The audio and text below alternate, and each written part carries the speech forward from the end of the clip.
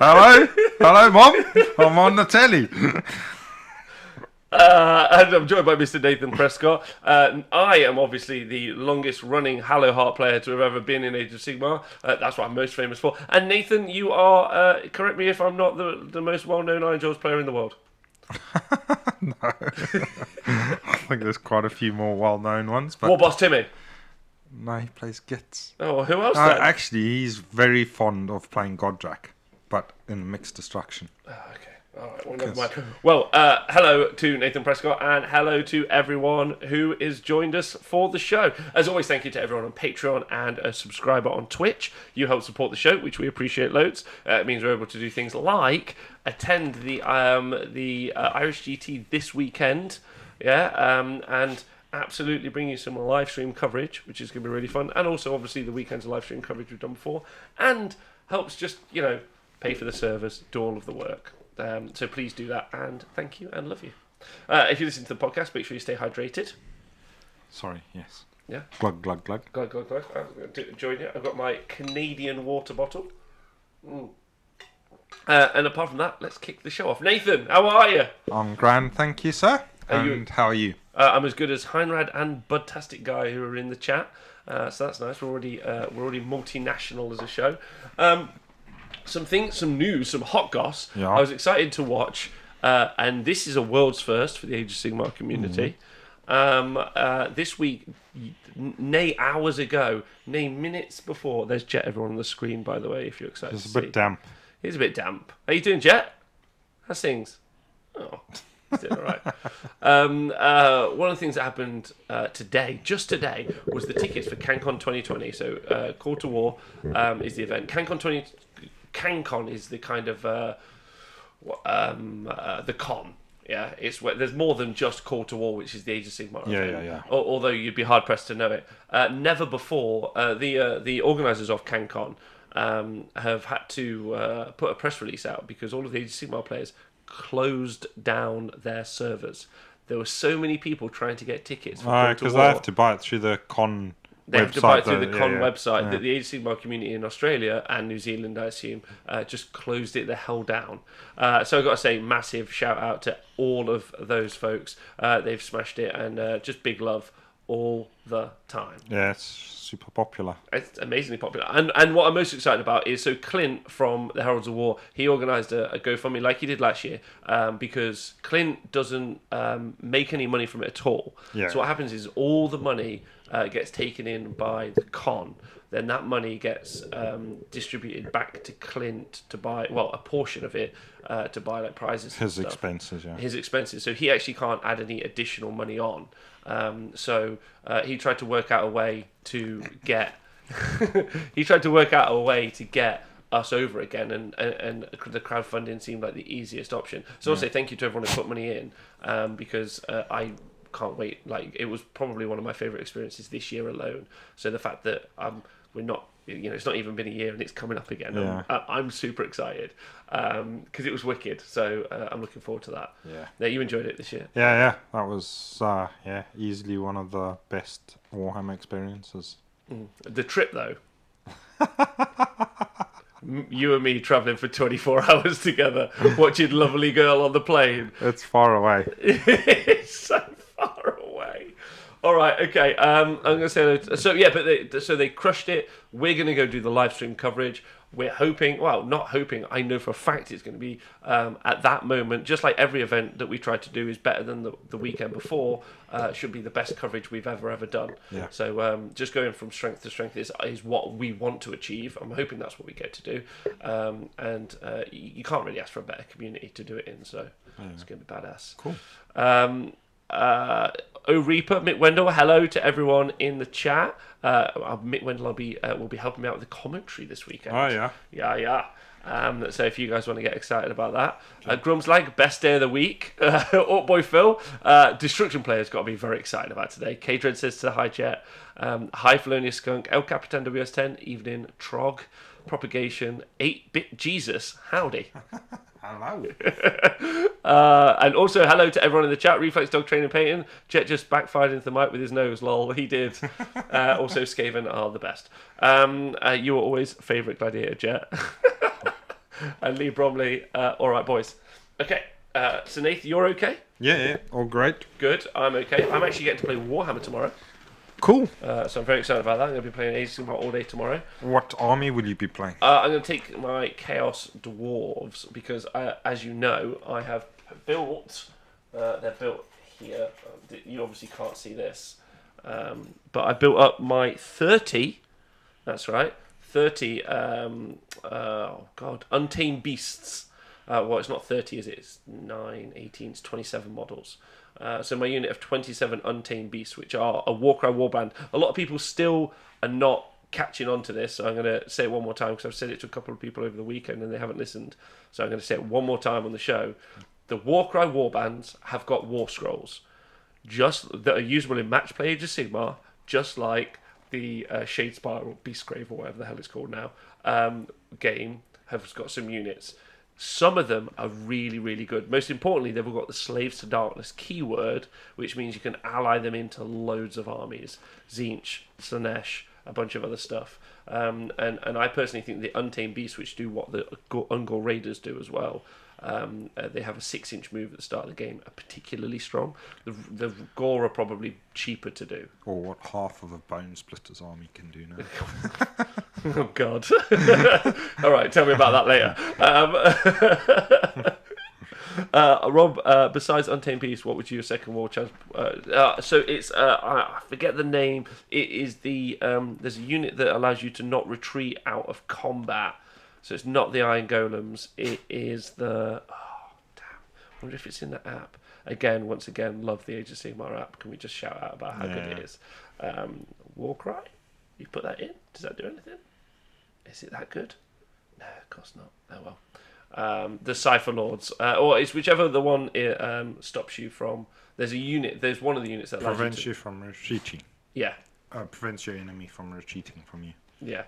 When your army is rubbish and has no tech, even Warcry bands do look good. Talking about Chaos Dwarves. Milky Badger, thank you for subscribing for 12 months. Happy birthday. Thank you for getting that big dick energy that we like. I think it's... I don't know which one. Question. Do you think 12 shots hitting at +3, wounding on +2, doing D3 damage at round 1 with 6 is doing D3 mortal wounds and an additional 6 shots hitting on 2s? What do I think? I think the Squadron of Chariots is pretty good.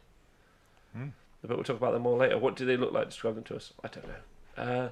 They're not the bird. Are they the bird ones? I think they're like the Japanese ninjas.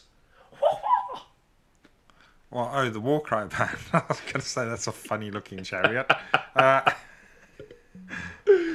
Okay.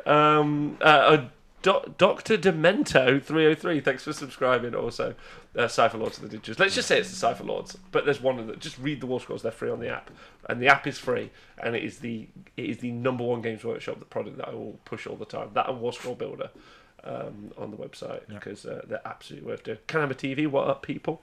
And Fletch Bomb, thanks for saying it's the Cypher Lords. Okay, anyway, that's what I've done. I built some of these, and I'm playing some Warhammer tomorrow, and I would like to see what these guys are like with my Chaos Dwarves, because the biggest issue I have is I normally always deploy just straight on the line with my Chaos Dwarves, because they've got like a 26-inch threat range. I've obviously put the Soul Screen Bridge in before. I've quite enjoyed that little bit of tech and moving units around, but I like the idea of me always knowing I'm going to have a screen. I like that. It means that I don't have to necessarily put any bait out or do anything particularly scary, and I think they answer a lot of problems for that particular army, which I think is interesting because also it allows me to kind of work out what's going to happen with units that do a scout at the start of the game, which there's lots in Free Cities and lots in the Uruk War Tribes. Right? You played in Warhammer this week. This is also a nice hat, by the way, available from the Canhammer podcast. Nice guys. Nice. Nath, are you playing Warhammer this week? No. Oh, failed yet again. But you did watch. You do know loads about the War Tribes, War Clans. Oracle. So me and Nathan have split the job today. So Nathan's gone and researched Destruction. I've researched Order. I've watched that video twice. I've not done what you've done. All right. Well, we'll touch on what you think about it a little bit. Yeah. But the majority of this show is going to be talking about the Free Cities because it's huge. like excitingly huge. Like it's just so much. The combinations are massive, and we'll get to it. That's going to be like the main focus, and we'll touch on the tribes a little bit. Clans a little bit, and then we'll do them in full either next week or some point during the week. Yeah. Does that sound good? Yeah. All right, gangster. News though, obviously the big news is that both of these 2 books are out. Well, they're on pre-order. Yes. And we all know the rules. Fantastic work. Thank you there to Man Who Reads Book. Well, there's 2. Are there 2 men who read books? Yeah, 2 different people. One's them got a Yorkshire accent, I think, and the other one's from somewhere Nathan, in the I'm going to States. press you here. Have you got a favourite? No. They're both rubbish. They both read a sentence, and then in the next sentence they say they are like something different, and I'm like, well, which one is it? Once per battle or every turn? But I can't ask them that because they don't answer. Because it's not live. Have you left a question in the comments? No. Oh, okay. Arepa says he reckons you might be able to sum up your overview. Yeah, they're great. Talking about the war tribes. The war tribe, yeah, I think they're going to be good fun. Yeah. And I think there's some good stuff in there. It's changed it around quite a bit, actually. It's quite a change to, particularly the Iron Jaws are the ones that I've looked at the most. I think there's a fair change there. Yeah. All right, sweet. All right, I can't wait to hear more of it later. Yeah. Cool. Orepa, no, there's someone in here. Arzenak says the book reading channel is pretty dope, and I agree. Thank you to all the book reading dudes. Yeah. You're our favourites, heroes. OJ says evening all evening. I hope you're going to be good. Right. So before we get on to talking about the main subject, which is huge, so we're going to just dive right into it today. There was some news from the weekend because there was the GT Tahiti. The GT Tahiti. Held in Tahiti. Also, Who did all the BT Vote BT? is now held in Tahiti. I am furious that we have to go to Nottingham. I want to go to Tahiti. Yeah. To the see some BT to BT at Tahiti. The GT BT. Tahiti. And afterwards, we could drink some tiki tiki. No. Is that a drink? Cup of tea. Oh, God.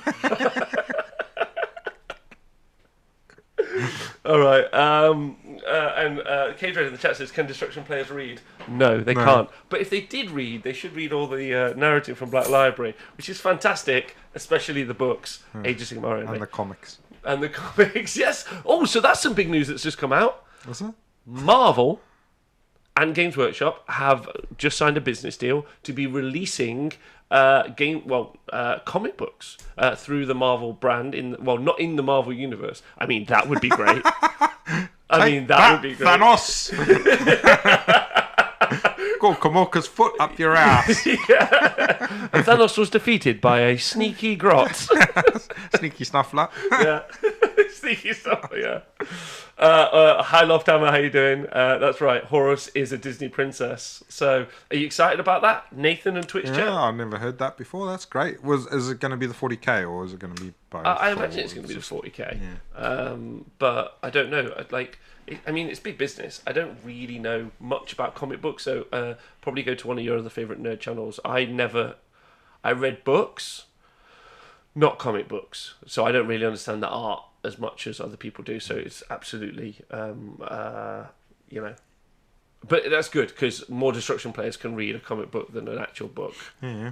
Like it's got way more of your favourite things. Pictures. Pictures of it. Yes, you'd have had this. Super pumped for the comics, and it's incredible news. Hey, Bruce Hammer, how you doing? Provoked Snow White and the Seven Dwarfed. That would be great. Yeah. That would be great. Can we not think of any others? What faction Snow White will be from? Oh, I don't know.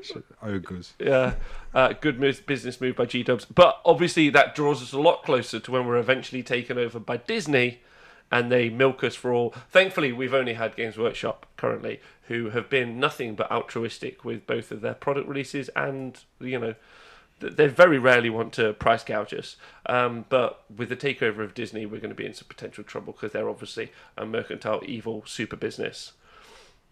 Now, also, Games Workshop released the gaming book this week. which is a collection of all the rules they've already released in one book, but with FAQs inside. Cool. That's pretty exciting. Yeah. So that's on pre-order. Are you going to pick that up, or you've already got all the rules? Yeah. There's no pictures. No, I'm not going to get it.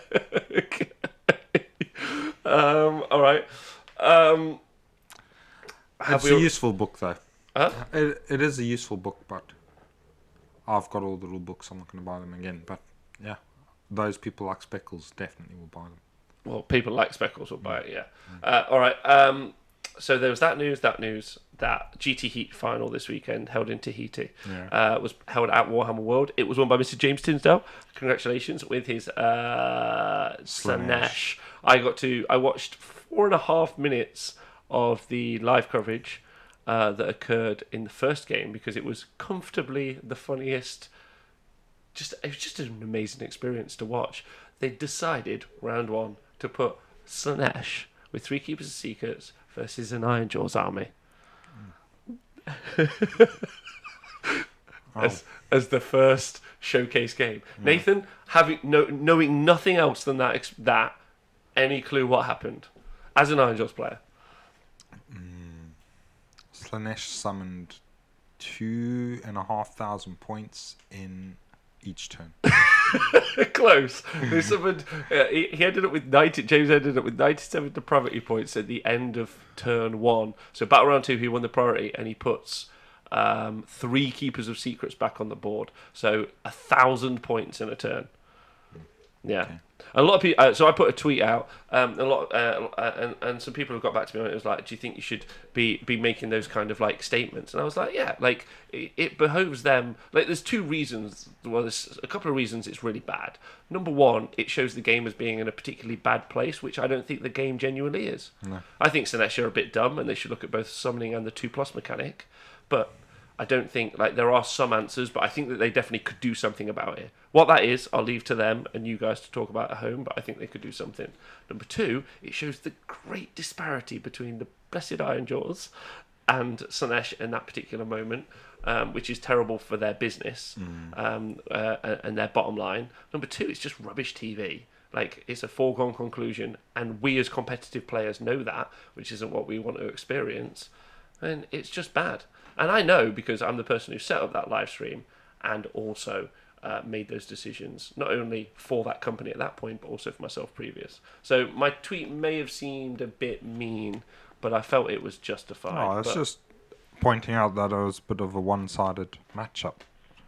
It is. Was it James's army as well? Yeah. Was it? Yeah. So he's a really good player as well. So well, you would have to have a really, he is, really but what's really, really nice is having watched. Player. I also think the fact that James won, again, massive congratulations, with 4 favourite sports votes, and went 6-0, was the only person at the event to do so. I think what's great about that is it shows that last week at the Facehammer GT, he can be learning how to pile in better with Darren, and then this week can go and win a really big event. So there's it's like a rags to riches story. Yeah. Like, I don't follow football, but like Leicester United, or Jesus. He had a pretty rags to riches story, didn't he? He ended up getting killed. But like, people still talk about him now. He's really done well. Like Picasso. Okay, go with Picasso. Picasso better. I don't know. I don't know anything about Picasso other than he drew pictures. Okay, but big shout out to James. Congratulations. And Picasso. Picasso. Rags to riches story there. And also Laurie and Byron, who Byron came second with Bone Splitters, old Bone Splitters, and Laurie came third with Sylvaneth.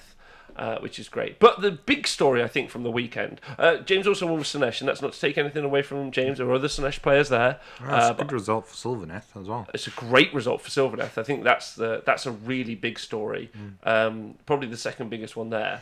I would have expected a Slanesh player to have won the event realistically, truth be told. But the key takeaway from the weekend, I think, was little Chris. Yeah? So, do you know Chris? You know little Chris and big Chris? Well, old Chris. It's more old Chris and young Chris, but I guess little Chris is smaller than big Chris, so I guess that's fine.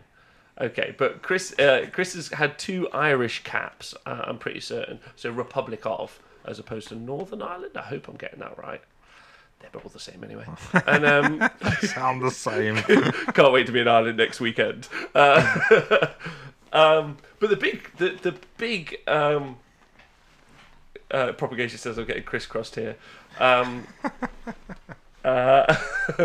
The big news with that is that Chris went into Game 5 of the GT, winning, having beaten 4 people, obviously, and those were some big names. Mr. Benjamin Sava himself. He then went and took out. I did know this. I've preloaded my brain with so much info. I've confused myself. He's Northern Irish. Thank you, Donaldinho and Pete Pratt. I did say Northern Irish, didn't I? Sure. Not Republic. Apologies to Chris. Apologies. So he's NI. He beat Mr. Ben Chava, and then I think he beat Chris Curtis potentially. Oh God. He took scalps. Yeah, he went scalping, is what I'm saying to you. Yeah, he just took names with his change host. But the big bit is Chris is 16. Yeah? Okay, yeah. And that's amazing. Yeah. Yeah. And I think, now I know back home with all the Northern Irish lads, he's been practicing really, really hard. As stated, he's... Oh no, they're all lying in the chat now, and I don't know which one's telling the truth. I'm just going to move on. They took out Byron, who eventually came second.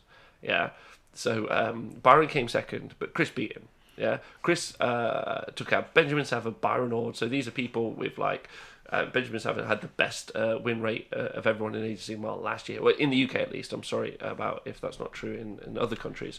Byron Order, who had a cap for England at the ETC. So you've got some big names, and he's just whomping them. 1, 2, 3, and eventually, I don't think the game that he had in Game 5 went to time, or it went exactly all the way through. So then ended up losing the 5th game, but did I think win his 6th. So what army was that against? Beast of Chaos. And he was playing with. With Change Host, okay. But all of his games were finishing. Right, so that's an important point to make. Good. But Ruskell, thanks for the 250 bits donation for the lovely furry boys on screen. Love you all. Oh, thanks. He's also been described in the chat as a little bollocks by Mick Winter. But he's 16 years old, and I think that's fantastic. And his dad has been taking him to loads of tournaments, supporting him. I think the fact that an age shouldn't really matter, but it does. I think because it can be a tough environment to walk into sometimes, and the pressure can get to grown adults, who should be able to handle themselves better, later on in the day. And I think he just did. Game 5 was a draw. Thank you. So his Game 5 was a draw. So he actually didn't lose a game. Okay. And then he did major his 6th. So 5 wins and a draw. So I think just a fantastic result. Yeah, sounds great. Yeah. That's the big story, the big takeaway. And I know his dad has been supporting him loads, but I also know that he's been working really hard, and everyone in Northern Ireland's had to be on the receiving end of a good old kick-in, which has been really sad. The point I think to make is that Chris. No, it's still working. I hope it's still working. That Chris ended up not actually podiuming. Because he didn't get any soft scores. Oh, okay. So he's a bit of a dick then. Well, he is Irish. There you go. We'll just wombo combo it together. Yeah, we'll just. Not going to give any soft scores to foreigners. Fucking hell, Brexit means Brexit. Yeah, get ready. This is a hard border, gentlemen. There's no backstop here. Anyway, Toxa, thank you for subscribing. The takeaway is that Chris didn't get any soft scores. So now, what soft scores are, if you guys are just listening for the first time, is you get points awarded for favourite player votes and favourite army votes. And that can really, and we've seen it, there's been controversy anon. This is not the first time we've had this conversation about soft scores at the GT. And it's happened time and again. Like, and people have been trading sports scores, or people have been buying them. Like, there were people this weekend working really hard. Like, some people were just having a great time and getting into the spirit of it, which is what I think Games Workshop wants, which was Ben in his full dinosaur outfit. And then there were people like being very tactical and smart, like Mr. James Tinsdale, providing sweets to everyone who he played. Yeah, which is fine. Special ones. Not special ones, just like normal ones. Are you accusing him of? We're going to move on.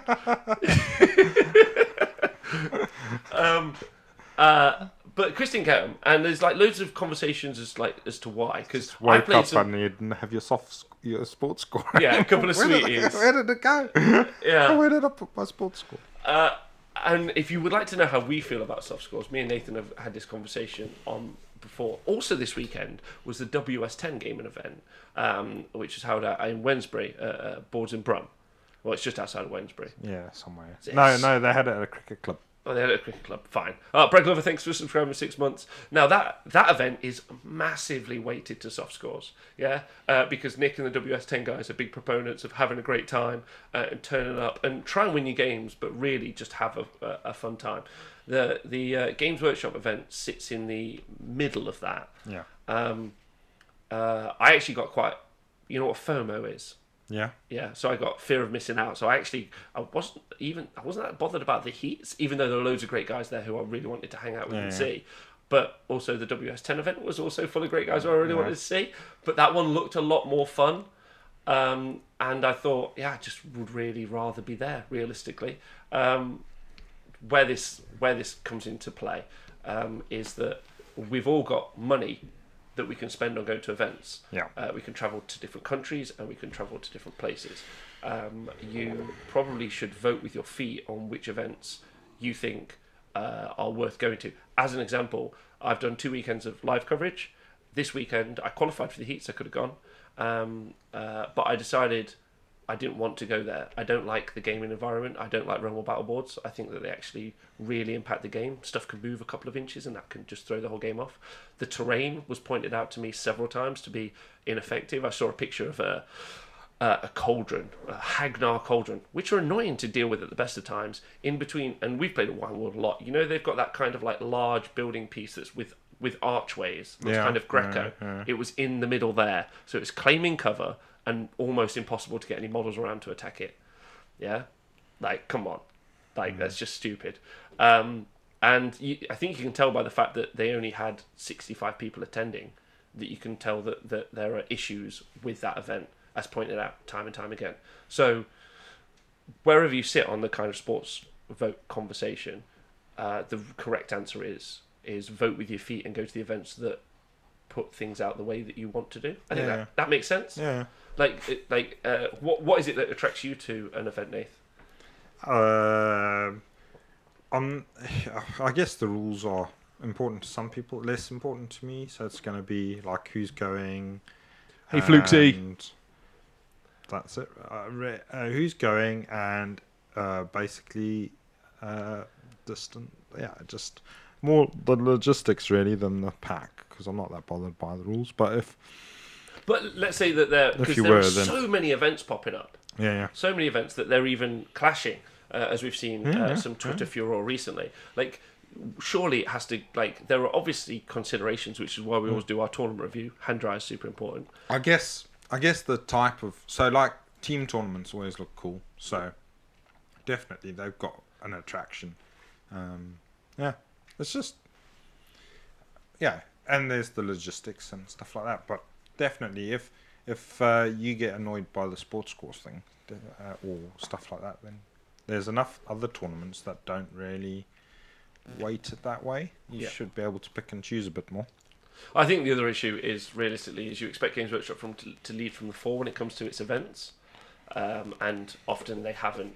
I'd actually argue. I'd also, I know obviously there's a bunch of Age of Sigmar players watching as well. Big love to you guys out there listening, and girls. But we had like a real long conversation during the 40k show on Thursday about TOs and how they should behave, because that's going to become quite relevant. As a tournament is run as a business, and what's really interesting is Games Workshop tournament is not only a business, it's advertising at the same time. Yeah. Like, they get a triple threat, right? They sell you a ticket, they make money. They get you into their shop, they're making money.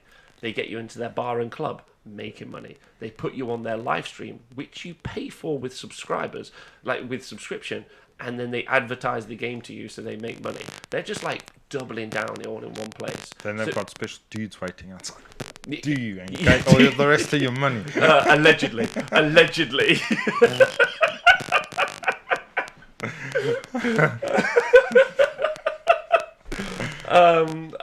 So that means that it should be the best experience you have. And in my opinion, and I mean this with all love to the tournament organisers and anyone who works there, I do mean this as respectfully as possible. I think it's the worst event in the calendar. I mean that as seriously as I can make that point. I think they don't announce scenarios ahead of time. I think that's terrible. I think any tournament that doesn't, you shouldn't go to. You reckon? I don't mind that so much. The scenarios thing, definitely not. Oh, this floppy mic. Like, to me, I don't mind the fact that scenarios aren't announced beforehand. I don't think it's an important thing. But I get what you're saying. Some people are saying that there's some weird crackling through the audio. I'm assuming it's whatever Nathan just did to his microphone. I apologize. There we go. It stopped. It's good. Yeah, don't pull on the mic lead. Okay. And move the. Oh God. Sorry. Please carry on with your point. I'm sorry. Yeah. No, the phone. Move the phone. Yeah, Coca-Cola won't affect, but the radio signal will affect. Radio signal. It's a phone, not a radio. Go on. Continue. No, yeah. So personally, I'm not bothered about the scenario. Oh my God, this show is just going off the Come rails. on, Jess. Go down and go and sleep in your bed. Go on. Good boy. But yeah, I mean, like for me, the Throne of Skulls tournament that they do, that's really good fun. But then you go with that, like that's one of my favourite type of tournaments because you just go there, but you know what you're getting. Yeah, up I front. actually also love the Throne of Skulls event. I actually think that is fit for purpose. Like pick a lane, have an event that's a competitive event, yeah, or have like a gaming event, but like choose. Like the WS10 guys this weekend, they made a statement and they chose. Right? Yeah. Theirs was Throne of Skulls. Yeah, that sort of vibe. Yeah, no, definitely good fun. I think that's the right call. Okay. All right. So I think we've covered that. But congratulations to all the people that went and had a good time. Also to the WS10 event. I'd probably check out their events in the future. And I've already asked when their next one is because that's the one I'd like to attend. I'm going to try and go to everything other than Warhammer World. It does frustrate me that they have. I don't want to bang on about it more, but it's like a local gaming club. Like, just really stresses me out realistically. And like, anyway, I hope they take it on board. That's what I hope. I don't want to rag on it and it stop. If it gets better, I'm going to say that it gets better. Do better, we'll say it's better. We're not trying to be negative just to be negative. We're trying to be critical so that people can improve. That's the right course of action, right? Yeah. Good. All right. Good. Right. Hello, everyone. Let's talk actual Warhammer now. That's all the rubbish out the way. Cool. Yeah, you excited? Yeah. Hype as. And we got your own thanks. There's also a 2-day this weekend in Ireland, which that's what we're going to do live coverage from. Do you want to see the Irish Better's like? It's going to be exciting. Right. Which island? We're going to start with stop making it awkward for me. Right, Cities of Sigmar time. Nath, do you know anything about it? They live in cities. Oh, you've cracked it. And they follow Sigmar. They love Sigmar. They can't love him anymore. Obviously, the book isn't out yet, so we don't know the story. That'll be the first thing I read when it's on. Everyone says, "Pass. Let's do Warclans." Look at the pictures in the book first. Yeah, I want to look at the pictures. Anyway. It's huge. It's got to be the biggest release, really, that they've done when you're talking about units that affects, apart from when they did Grand Alliance Death. Yeah. But actually, Legions of Nagash. What's wrong with you now? What is he doing? Having a right good explore. For people not able to see, the dog is walking around. Chuck us your water bottle. Sure. Please. I'll give him some water. I'll do it. Thanks. That's okay. Well, small intermission, everyone. Just talk amongst yourselves. Nate, is there anything you want to tell people while I deal with this? So the information that we've got for you now, you've got off of the videos. Check. What's that? Yeah, what's this? There you go, buddy. Okay. No. So it's just affected so many units, like everything dispossessed, darkly covered. Oh yes, yeah, all new war scrolls virtually. Yeah, a ton of new war scrolls. So we're going to have to go through those. New allegiance abilities, we're going to go through those. New points, we're going to have to go through those. So there's loads to learn. The Legions of Sigmar. Thank you very much, Denise. Also great to see you. It is Grand Alliance Order. Is effectively what it is.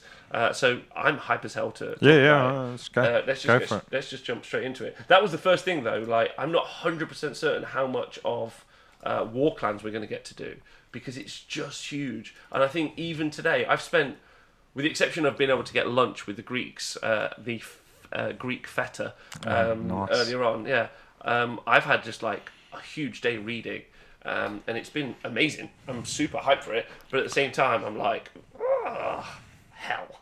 And obviously, as the longest running Halo Heart player in the world, as you know, because it's actually painted up there, as is also my my Ironworld Arsenal army, but now it's obviously a Grey Water Fastness army. But I've just had that for so long, Nath. I don't know. You've obviously known that. You know? Sure. Okay. Right, that's right. Stay hydrated, Jet. That's it, Jet. Stay hydrated. So there's some universal allegiance abilities. Yeah. Yeah. So you must choose a city. There are 7 cities to choose from. You must choose a city. Pick a team, Nath. Which team are you in? Also, everyone in the chat, tell me which city you're from, or real city or Age of Sigmar city. Bulawayo. Bulawayo. That's where I'm from. Okay. Is it there? Pardon me? Is it there? It's not there, unfortunately. Pirates. Amplified sorceries, that's the Strongholds of Order. Amplified sorceries. What I'm excited about this book as well is the future, because obviously in 2 years when they just sell the book again or whenever the hell they do it, they'll be able to add some more cities in. So that's quite cool. Oh, yeah. Because as the story expands, there'll be more cities. It's a cool book. Amplified sorceries. If you cast it in a spell, it's always empowered. We talked about this last week, regardless of what realm you're playing in. This is absolutely fine. That's pretty powerful. Good. Yeah, it's pretty powerful. Good. Warriors of the Realms. If you're using the malign sorcery rules, your army must be from your realm, the realm of your city. So that means that if you are from one of the realms of fire or cities which is in the realm of fire, your artifacts must also be from the realm of fire. Yeah. So there's only Ashkree or Garan. Yes, that's all there is. Yeah. Tom Dix has the dude that reads me the Battle Tome released his video for this one yet. He has. Reader of books. He is so mighty. And also gloriously good looking as well. Yeah, big fan. And then Warriors of the Realms. Honoured Retinue. This is if you have a wounds characteristic 6 or less, you can pick any retinue, any unit of 5 or 20 models. That's for your general only. For your general, if your general is within 3 inches of the retinue, each time your general takes a wound on a 4+, that retinue takes it instead. Yeah, not bad. Yeah, that's a pretty good ability. Par, who's a long-standing Free Cities player, has said Tempest Eye for the 3rd year. That's correct.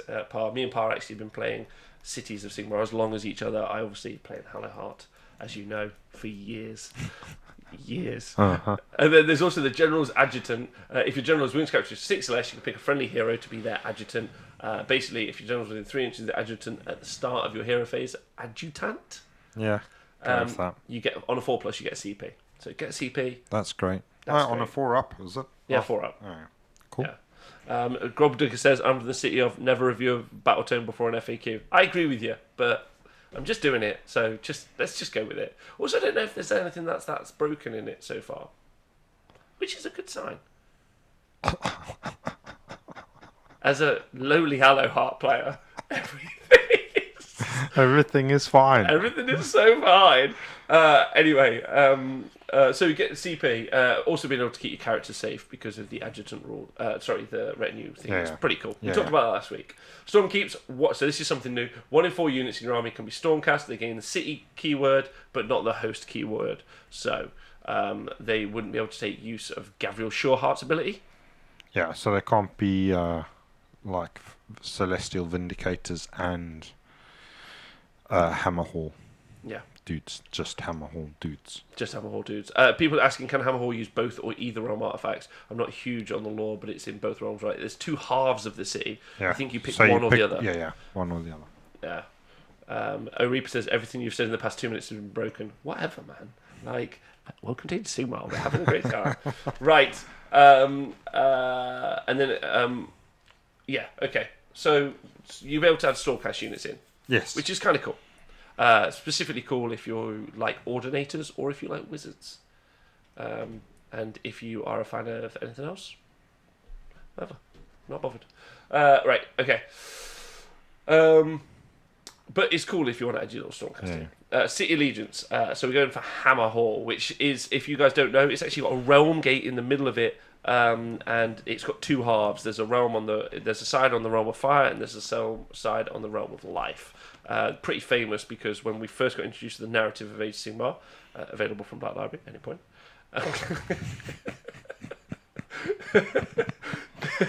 Those are the two realms we found most about. We still don't know tons about the realm of Shadow. The realm of Metal, we still know that it's kind of like, we know bits, but nowhere as much as these. Yeah, most of the stories have been, it started off in Ashqui, Fire, a fair amount in Garan with the Ilarial story, and then there was a sizable chunk in Shimon when they were getting the old Dubree's hammer. Yeah, there was a little like explorative mission in there, and there was a fight at when they were trying to get the Realm Gate Wars. They did go into the one where they were trying to get into that fortress that he's got. That was built by Grungi and nobody could get in. The All Points? No, this in Shimon. Because Chaos did eventually get into the All Points, right? Yeah. Chaos have got those All Points. Sad face. Right, okay. So, this Hammer... Do you know what? We're not going to do Hammerhall. Like, I'm just going to skip it. We're gonna go from spiciest to least spiciest. Yeah, right. I'm just gonna, because if you guys just want to like go, I don't have to listen to, because some of it is just fine. Because to paraphrase my tweet earlier, I was reading through Hammerhall and I was like, okay, interesting. All right, some of the spells are interesting. That's cool. And then I got to Allegiance Anvil Guard and I was like, okay, it's kind of interesting. They're like, kind of like pirates and bad guys, and this could be quite interesting. And then I got to Tempest Eye and I was like, you can do extra movement. That would be maybe good on your balloon guys from Kharadron Overlords, because I think you can have some Kharadron Overlords in there. Yeah, 1 in 4 units can be Kharadron Overlords. I was like, exciting. And then I got to Halahar and I thought, well, cool. Yeah, let's start here, because this makes benefit of all of its special stuff. Okay. So you got it's battle traits. Most of the cities only have 3 spells in their spell lore. This has 6. It's got battle trait. Its battle trait is its your allegiance ability. So that has Eldritch Attunement. If a unit is affected by a spell or endless spell, you can choose to roll a die. On a 5+, this ignores the spell's effects. Okay. Which is great, because they took that away from all of your dispossessed, Nathan. Gave it to these lads. They gave it to these lads. But you can put your dispossessed in here but that's my question, Nathan. Would you put your dispossessed in an army full of wizards? No.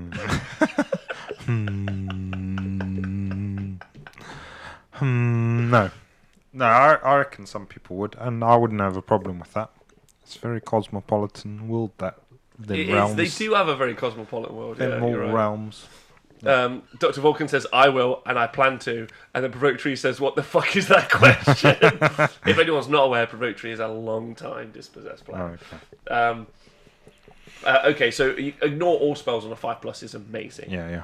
You roll it. You can choose to roll a die, and also you can choose. So if you're looking to do a buff to your army, you don't have to roll the 5+ to see if it doesn't affect you. So it's just really, really good. And then he says, use the wizards as meat shields, Nath. Get out there, you little shit. Come on, chaff. Yeah. And Hypnocracken, hey babe, says, I played a game as Hallowheart Dwarfs last night. It was quite fun. So there you go. Then you got Mage of the Wildfire Council. Your wizards can cast an extra spell. They select 2 spells from the list instead of 1. That, ladies and gentlemen, boys and girls, is the reason we just stopped doing the review right here. We could talk about Greywater Fastness, but we're good. Yeah. Also, Dave the Chin's in. I swear I was just playing Halahart because it matched my old High Elf colour scheme. Honest, I've actually played them forever, so I understand how you feel in the Irish Chin. Hammers for life. Used to play them in 8th edition. Wasn't sure why what these words meant, but you would play them. Thank you so much, Nathan, for backing me up. Yeah. So each wizard casts 2 spells, right? So let's talk about that for a minute. You can get loads of cheap wizards in the battle mages, and we will do their review probably. We'll do, actually, Halahart, we'll look at some of the war scrolls, and then we'll jump back. Jump around, but they're cheap, right? I've actually got the points at the bottom. Nath, do you want to scroll to the bottom? Because it's got the points for all the units. Because obviously we don't get pre-copies, so... we've remembered this. I also predicted it. Dr. Vulcan, thank you for the 500 bits for my magical dwarves shall march. We've used one of those Ouija boards to get these points. Yeah, we're just thinking it through. Oh, I don't know where they are. Where are they? Right at the bottom. Got so many. They're in leaders at the top. So many words. Yeah. Battle mages, I think, are 80 points anyway. 90. 90 points. So 90 points for 2 cast wizards. So that's now cheaper than a Skaven Greyseer. Yeah. And they've got great spells. In fact, actually, I'll read out the spells that they just have on their basic war scroll right now. Okay. Because it's totally worth talking about. And obviously there are others as well, but we'll just go into it. So you've got Fireball, which does the same as the Legion of Asgore Fireball. They've changed it a little bit. So it's like if it's 1 model, it does a mortal wound. If it's got 10 models, 5 or more models, it does D3. 10 or more models, D6 mortal wounds, but it's cast on a 5, so it's really easy. You've got Mystify and Miasma, which is cast on a 4, and a unit cannot run into a next hero phase. In addition, subtract 2 from their charge rolls. There's Paladoom, which is cast on a 6, successfully cast, pick an enemy with an 18 to the caster, subtract 2 from their bravery. There's Fast Protection, which is -1 hit rolls for attacks that target unit in your next hero phase. That's great. There's Shield of Thorns. When you get charged, Which is, if a successfully cast, pick a friendly unit with an 18 to the caster, that visible to them until your next hero phase, enemy unit suffers a charge move within 3 inches, suffers D3 mortal wounds. Yeah. And then you got, but Wild Form's a good one. Yeah, Wild Form. This is the one. So Wild Form, casting value of 5, successfully cast, pick 1 friendly unit within 12 inches of the caster, visible to them, add 2 to the run charge rolls for that unit. Right, so you got minuses 1s to hit, you've got buffs, you've got all sorts. So for 90 points, I can cast this plus Geminids. It's going to cost me 150 points. Or from their spell law. This is just the start, right? Yeah. Yeah. But what's important is all their endless spells are always powered. Yeah, empowered. Yeah. Sinise, I did actually, in order to work out the spells that these were going to be, we used the point calculator from White Dwarf as featured. So that's how we predicted it, which is great. Anyway. So, and that's just that, right? Like, that's just the battle mages. Another great unit pointed out to me on Twitter, to unknown source because I forgot, is Sisters of the Thorn. Yeah. Right? Also, inside Halahart, also Get an extra spell because it's a unit of wizards. Yeah. Which is just crazy. So we've obviously got their spell and, again, an endless spell. They still got the same spell they had before? No, their spell is different. It's cast on 7 now. You can't move. On 6s, it does a mortal wound in return, and it allows you to... It's not the same. I don't know if it's actually on here. Armour of Thorns has a casting value of 7. It's successfully cast by a friendly Wanderers unit, and it only affects Wanderers. Yeah, with an 18, it's the caster that is visible to them until that unit moves. The unit is treated as being in cover. In addition, until that unit moves, if the unmodified save roll for an attack made with this melee weapon targets the unit is a 6, the unit suffers a mortal wound. So it's way worse than it was. But it's still a rapid... Still not a bad spell. Yeah, no, not at all. It's still a rapid cavalry unit that is going to be able to take... So you can have your 6 heroes and then additional wizards. Yeah. So you can outcast Skaven, Tzeentch. It's the best casting army in the game. Yeah, it's just crazy. Speedy Purple Sun. 15 dice Quicksilver Swords. It's just bonkers. Then you've got Arcane Channeling, Command ability. This is where we start going into the crazy town, Nath. Yeah. Command ability, start the hero phase, pick 1 friendly hero wizard and roll a die. That unit suffers that many mortal wounds. So D6 mortal wounds. D6 mortal wounds. For each mortal wound dealt, not suffered, your wizard's wholly within 12 inches get that roll's result as a bonus to cast. So if you roll a 1, everyone within 12 inches, wholly within, gets +1 to cast.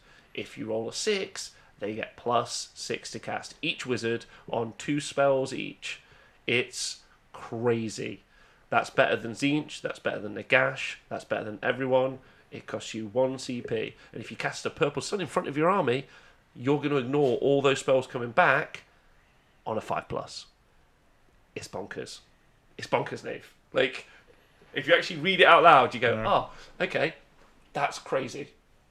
We could probably just close the show, right? So you can have all your wizards, but D6 mortal wounds, and in order for you to be able to measure to a model, it needs to be alive. So if you do spend that command point, you do D6 mortal wounds to your own wizard. Let's say you do 6, you would kill a wizard. So you're going to need a wizard with a large wound pool, maybe a sorceress on Black Dragon. That's quite expensive. That's 300 points. But there's a bunch of options that you can choose from. Yeah, right? There's a few Stormcast ones as well, aren't there? Yeah. There's a bunch. So it's a crazy command ability, right? And also you get +1 to cast for if you have a Luminox of Heesh around as well. So you can have +7 to cast. Yeah. +7. Does the Hurricanum still give you plus to cast? The Hurricanum does, yeah. Sorry, that's what I meant. Oh, the Hurricanum, not the Luminox. And then, you could just do crazy stuff. Like it's pointed out in the chat, doing the Comet, so the Taurolon, so the Stormcast Wizard with Comet, with his own spell, with +1 to cast. Yeah. There's so many choices. And then you've got command traits. So these are all okay. You can do not take battle shot test for units wholly within 18 inches. Kind of cool if you want to create like a meat shield with wizards casting over the top.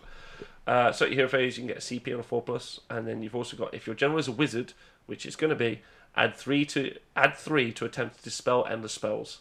Otherwise, they can dispel endless spells if they're not a wizard. So +3 to dispel an endless spell. Wow. Yeah. And thank you, Astrak. Darkling Sorceress. So the Darkling Sorceress, I was going to get to that on Black Dragon, which I was going to go to that. Gets if you do sacrifice on her, it gets another +2 to cast. So currently that sorceress is on +9 to cast, casting 2 spells. Yeah. If she rolls a 6 for that. If she rolls a 6, but she's on 3 plus D6. Yeah. If you have a Hurricanum as well. Then artifacts of power, you've got subtract 1 from missile attacks for the target the bearer. I really like that, and will be the second one I think you take. But then there's Pauldrons of the Living One. No, don't worry about that. No one cares. And then you've got the Wildfire Toad. If the bearer is a wizard, they know all the spells from the lore instead of 2. Otherwise, they know 1 spell and can cast it. That seems like the most prudent one. To give you loads of options. Yeah. And probably is going to go on your character that maybe isn't your general. Maybe is a general, but it's also going on Balewind Vortex. So you've got 3 spells with plus whatever done to cast. And it's going to be crazy. So then the spell lore. So when I first heard about this, like a couple of days ago, I was like, "Oh, you're gonna have to pay the tax." So there's the wizard, so Black Sorceress on Black Dragon. That's like 300 points, right? Then you have to pay for Life Swarm, the endless spell, so you can heal D6 back. Yeah. I was like, okay, it's getting more expensive, so maybe it's not really worth it. Still cheaper than Lord of Change, but maybe it's not quite as good as you think. Cost of CP, you're not using that on your units. Whatever. I was like, then we got to here, and you've got Roaming Wildfire, which is cast on a 6. Pick a friendly unit within 18 inches invisible. It suffers D3 mortal wounds. Roll a D6 for each enemy within 6, and it suffers D3 mortal wounds. It's pretty good. On a 4-up, they take it. Yeah. Yeah, on a 4-up. So they've got Curse of the Bad Moon. That's where it went. They stole it off you. Wondered where that went. And then they've got Seer Wounds, cast on 6. Pick a friendly unit within 18 inches of the caster that is visible and heal D6 wounds allocated to that unit. So the first thing you do is you spend a CP. You take D6 wounds. Then you heal D6 wounds. If you've got a life wizard, an emerald wizard, I'm pretty certain they still exist and they do exactly what I think. That's another D3 healed. Or you can take Life Swarm, which because it's empowered in the cities, is also D6. Is also another D6. I'd like to call this battle tome, "Please buy the endless spells." Battle Tome, free the end of spells. Then you've got Elemental Cyclone, which is on a 6, pick a unit within 12 inches visible and roll a die per model. A unit that is within 12 inches of the castle on a 4+, they take a mortal wound. That's pretty good. Yeah, so half of that, yeah. Now, you have to be quite close, but it's pretty bad. Promote Tree says, Rob is still talking about magic, and I'm here laughing in Rune Lord. But the Rune Lord can't stop it. Like, Rune Lord's got +2 to unbind. These guys are going to have +8 to cast. Nagash is going to be sat there like a baby, like, I can't stop this. Like, did his points go up knowing this book was coming out? Because they were aware. Anyway. You got Ward in Bronze, cast on 6, target a friendly unit wholly within 18 inches until the start of the next hero phase. Roll a dice each time a wound was dealt by a melee weapon and was not negated. On a 4+, the attacking unit suffers a mortal wound. This is great. Yeah? Wow. Yeah. Really good. So you can use that. It's kind of like a reverse version of Death Frenzy. But it's just really solid. Like, there's too many combinations to talk about in the book. I would say that one of the key units you can put that on is Phoenix Guard, when we get to that, because they're super bonkers anyway. Like, they've buffed them to high heaven. Yeah. In this Cities of Sigmar book. But then when they finally take a wound, they're now going to do mortal wounds back to you, which is quite fun. And then you've got Crystal Aegeus, Castle of 5, and to start next hero phase, add one to the rolls for the Eldritch Attunement, which means for friendly units wholly within 12 inches of the caster, so you can now ignore spells or endless spells on a 4+, not a 5+. Wow. Yeah. Okay. Well, I mean, yeah.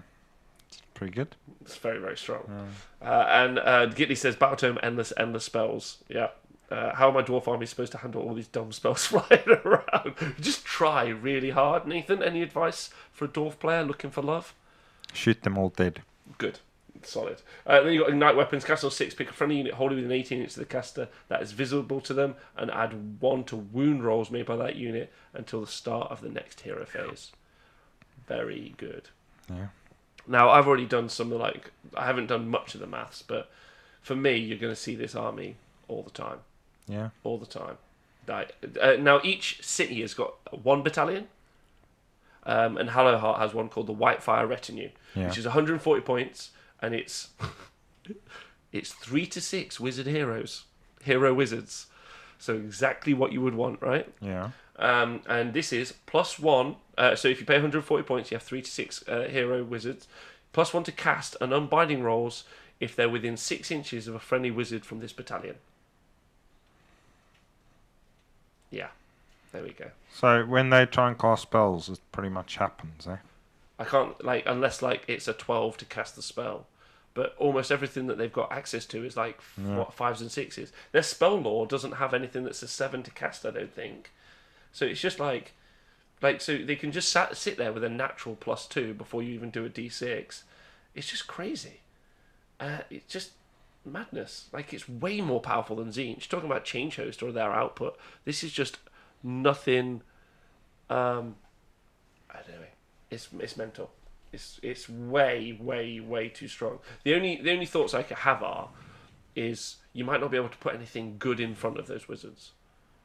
I haven't you can put a lot of cheap stuff down. You can put a bunch of Dark Shards down, or some Bleak Swords, or you've got Shadow Warriors, which are really good. Not Shadow Warriors, sorry, Sisters of the Watch, which are really good. There's loads of really great options, but this is just madness. And the go-to thing, I think, it's the thing that stands out immediately, right?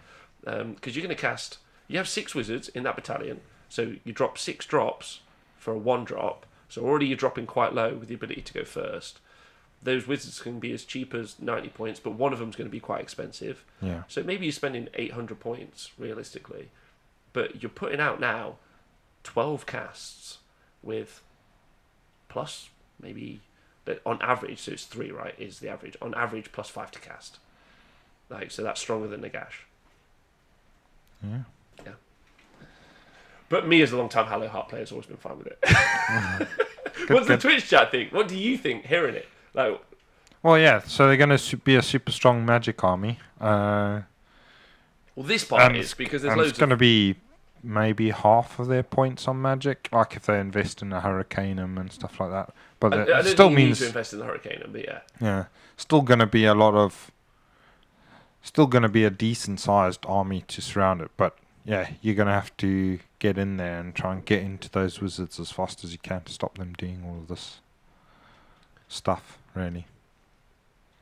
Okay. Yeah, but I mean, so if you invest in all of those wizards, and then you're probably going to have a bunch of endless spells for them to use as well. So I can't see it's going to be the biggest of armies. But what's nice about it is you get points wise, if you get into it and you get into your battle line units, which you've got quite a lot of, right? Like Eternal Guard, loads. Yeah. Eternal Guard are 330 points for 30. Bleak Swords are 320 points for 30, as are Dread Spears. Dark Shards are 100 points for 10. So again, then like you can't quite get like. So what's the cheapest? Free Guild Guard. So you're going to get 160, 320. You get 40 for 280 points. Yeah. So that's probably all you'll do is just spam loads of the cheap guys as screens, and then just have these wizards as a battery behind. Yeah. Wanging out spells. Yeah, which having played with it as Tzeentch realistically, and you're not having quite as many movement shenanigans, that list doesn't have loads in there realistically. Yeah. I keep saying realistically a lot. You're right. Like it's not going to be as, it sounds super strong as we're talking about it, but once you start to picture it in your head, you think, okay, a lot of the spells from their spell lore don't do a lot of damage at 18 inches, so there isn't like a Bolt of Change or a Tzeentch's Firestorm, so there isn't anything that just does a ton of mortal wounds, but there is just spells, Nate. Yeah, they've got one for hordes there. Yeah, they have, but they've got to be within 12, the right? Cyclone and stuff like that. But yeah, that's the thing. It just depends on, like, so when you look at magic armies that are pretty scary, like the Vermin Lord list, the Vermin Lords do other stuff as well. Yes, and also their spells are particularly potent. Yeah. And they're quite, and they're decent in a fight. And you get the loads of bodies from the clan rats. And that's basically what they have, is loads of clan rats and Vermin Lords banging out spells, and then they have a unit of plague monks or something as well for a bit of a punch. Yeah. Or, but it definitely gives this army and also the ability to ignore spells on a 4+. So those horde armies, they're susceptible to being whomped by a bunch of like very strong combat units and some shooting, but they have the capacity to just shut down spells and they in their unbinds and their attempts to just dispel unbind it. But then if they fail that, they've got that double redundancy of potentially just ignoring them on something as good as a 4+. It's crazy good. Yeah. I think it seems like a strong city. Okay, yeah, it's a strong city, Halahar. As a Halahar player, where you hail from? Yeah, where I hail from. So I think that's the standout one. But I think there are two other really good ones, and then we'll get onto the other elements as well. So there are two great ones, and if you're a Sylvaneth player, you're going to be really excited about the. Maybe it's Living City. Oh, the Living City. Cool. Yeah. So Grave Water Fastness, Nath. This is okay, your we're town. going there. I don't know. If I was going to pick one just from the lore, without knowing the rules, because I've not actually had a look at the rules, would probably be Tempest Eye or the Living City. Yeah, okay. Tempest Eye or the Living City? Yeah, those are the two I like. Okay, I like the Living City too. Although I do like the Phoenicium, just because the narrative was like amber, just like melted into mist, which made no scientific sense, but I liked it loads. Although it's a fantasy game, I mean, what am I looking for? Yeah. So Grey Water Fastness, their battle traits are they're from Garan, so you've got to take stuff from the Realm of Life. Your Rune Lord in your hero phase, Nath, one Grey Water Fastness Rune Lord can chant the following prayer. It's a rune of unfaltering aim. So on a 2+, select a friendly Grey Water Fastness Iron World Arsenal War Machine within 3 inches until the start of the next hero phase. You get +1 to hit missile weapon attacks. That's good. Rune Lords are the best prayers. I think they're the only ones that get their prayers done on 2-ups. They know how to pray. Yeah, they do know how to pray. Which one lets me take 40 Arcanauts as core to shoot the shit out of people even more? So that is not this army. That's great, yeah. Yeah. Home of the Great Ironwell Guilds, so you get to add +3 inches to the war machines that you put in the army, and you're allowed to take an extra 1, so you're allowed to have 5 war machines in this army too. Oh, great, yeah. Then you've got Salvo Fire. This is command ability. Use this in your shooting phase. Pick a friendly Grey Water Fasteners, Free Guild Handgunners or Iron Drakes unit, wholly within 12 inches of the hero. You can add 1 to hit rolls for missile attacks made by that unit until the end of the phase. Great. So Iron Drakes with +1 to hit. So, yeah, hitting on 2s now, I guess. Hitting on 2s. Yeah. Okay. And then you've got command traits. There's one that gets a CP. That's rubbish. You can reroll hit rolls of 1 for friendly missile weapons. Attacks made by units wholly within 12 inches of the general. Reroll hits of 1 for friendly missile weapons attacks made wholly within 12 of this general, as long as the general is more than 3 away from enemy units. So that's pretty good. I mean, that really, especially if you're going to be hitting on 2s now because of the salvo fire. Yeah. So Mackie Mac in the chat has made a good point. Gyrocopters are going to get to add +3 inches also to their guns. Mm-hmm. No, it depends if they're. Sorry, everyone, I got the sneezes. They used to be artillery units. I don't know if they still are. Yes, depends if they're still artillery units, which we will have to check out. And then you got Ghoul, Mare, Ranger. Friendly units holding within 12 inches general can run and still shoot later in the same turn. I think that's the one. Oh yeah, that's great. Yeah. Friendly units holding within 12 can run and shoot. I think that's actually really powerful. So you just choose one of those 3 traits and okay. Yeah. Gotcha. Yeah. Those are the command traits on your general. Then artifacts of power, you've got Steam Piston Plate Mail, which is add 1 to the save rolls for the bearer. It's not bad. You've got Runic Munitions, +1 on the bearer's missile weapons, add 1 to the damage characteristic. Not bad either, but not great. That depends, what missiles they've got. Yeah, and start the game with 1 extra CP and add 1 to hit for missile attacks made by the bearer. I'd probably go for the Magnificent Macroscope. Yeah. Command points are super useful, so. Yeah. Yep. And getting +1 to hit is great, yeah. Yeah. Then you've got Spell Law, right? So you've got Descending Ash Cloud, which is cast on a 6. Picking a move within 18 inches and visible to the caster, subtract 1 from hit rolls made by that unit at the start of your until the start of your next hero phase.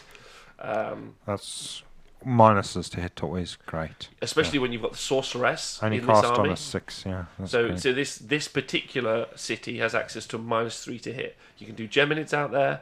You can do that, and you can also do the Sorceress's spell, which is also minus to hit. So all of the units can go in any of the cities? All of the units can go in any of the cities. That's how it works. So sorry, should have said that at the top of the show. With the exception of, and Stormcast rolls 1 in 4, but some armies, like Living City, they can also ally in Sylvaneth, but again, the 1 in 4 thing. Yeah. I don't get it. It says Nikos Barbaros. How could they let Dwarf Thunderers leave and keep Free Guild Handgunners? I actually got some Free Guild Handgunners out the other day because I was going to paint some. And I was like, these are ugly as hell. They are pretty old. Yeah, you can just use your Thunderers as handgunners. Yeah. That's what Nathan's planning on doing. Good. Do I have to be wholly within for the run? I assume so. Actually, that's a good point. Wholly within 12 of the general can run and still shoot later in the same turn. But you activate it before you run. Yeah, so I would have thought, once we see the proper wording in the book, but I would have thought you can, as long as you start your run within 12, then you can still shoot later. Yeah, I think so as well. Eroding Blast, cast on a 6, pick a terrain feature wholly within 18, roll a die for every model within 1 inch of the feature on a 5+, they take a mortal wound. Not too bad from people trying to claim cover, and awful against Sylvaneth players, bless their hearts. And then you've got Choking Fumes. In addition, that terrain also becomes deadly as well. Which is not that important. But, and then Choking Fumes, cast on 6, pick a 1 enemy unit within 15 inches that's visible to them, roll a die for every model that's within 15 inches. For each 5+, that unit suffers a mortal wound. So, again, obviously you can put that on a Bellwind Vortex, does some great range, great anti-horde clearer, which is nice. And there's also a battalion, which you get as well, which is the Greywater Artillery Company, which I actually own already, which is 120 points. Yeah. It's a cogsmith. You're always going to take a cogsmith because of what he does for the rest of your army. 2 to 4 Hellstorm rocket batteries or Hellblaster volley guns. And then in the first, and then the what you get is in the first battle round during your shooting phase, friendly war machines can shoot twice if they're within 6 inches of a friendly battalion hero and not within 3 inches of an enemy unit. Like, you would always take a cogsmith. Like, you might want the war machines. So to put that in context for you, the war machines are the rocket batteries can shoot. They've got big range, haven't they? Really long range, yeah. And they can shoot stuff that they can't see as well. They can. I did have it written down. Sorry that I haven't, everyone. Steam tank, cogsmith. Hellstorm rocket battery is 130 points. And then the Hellblast is 120 points. Now, I actually looked at this earlier, and it doesn't seem too bad. Yeah. Because they start hitting on 5s. So you put them on a cogsmith nearby, or you ally in your ordinator. Yeah. So they've all got +1 to hit. So 4s. Then you can make some of it hit on 3s. Like, yeah, all right. You're starting to do a little bit better with that kind of mix. But you're investing, again, a lot of points in there. They need line of sight now as well, Nathan. Oh, do they? Yeah, the rocket batteries. So they've had a little change. Yeah. You say that prayer. Pardon me? You say the prayer as well to make them shoot better. You do. You pray to the shooting god. Yeah. Dear shooting god, please make my gun shoot better. Well, that's Dave Fraser, nice to see you, by the way. Also, everyone who's here. So it's just, it doesn't sound that great, realistically. But let's look at the Hellblaster, because I think the rocket battery is not actually the winner in this case. Oh, okay. Well, I don't think so. Hellblaster. Is it called the Hellblaster? It is called that, right? Hellblaster volley gun. Yeah, I don't know why I can't find it on the app. Come on. There we go. Oh, it's got 1 L. Also, another good reason that both of those improve, the war machines is their crew are now part of the ship. Previously, you could just kill the crew. Now you can't. So 7 wounds with a 4-up save. Good. Good. Yeah. And you can shoot 3 different types. So you can, well, not 3 different types. What you can do is, before attacking with a volley of shots, choose either 1 deck, 2 decks, or 3 decks missile weapon characteristic for the shooting attack. However, if the roll to determine the tax characteristic includes a double, this model cannot shoot in that phase and instead suffers a mortal wound. But the cogsmith does something for that? Yeah, you can reroll any dice when rolling to determine the attack characteristic of this model's volley of shots if there's an engineer within 3 inches of a friendly Ironweld arsenal. Ironweld arsenal engineer. Arsenal engineer. And you get to add 1 to hit rolls for attacks made with this model's missile weapons that target enemy units wholly within 12 inches of this model. Oh, okay. There's a lot of wholly within in this book. They're real serious about it. So you've got, obviously, if you fire all 3, if you fire all 3 dicks, you've got 24-inch range, which would inside this would be 27-inch range. Yeah. 3d6 shots, 4s, 3s, rend 1, doing 1 damage. So you could potentially be doing 66 shots. So it would be like a Storm Fiend. But you wouldn't be rerolling to hit, rerolling to wound. Yeah. So not too bad. Or adding +1 damage. So a Storm Fiend's way better. Because a Storm Fiend can move. But they're 120 points. So you could potentially, if you stacked it all up, and you happen to roll like the gods, you could potentially be doing 24d6 shots from 4 of them. Yeah. But I don't think it's quite as good, realistically. I don't think it's as good as the Magic build. And I think what do you think? And Twitch chat, what do you think? Don't know.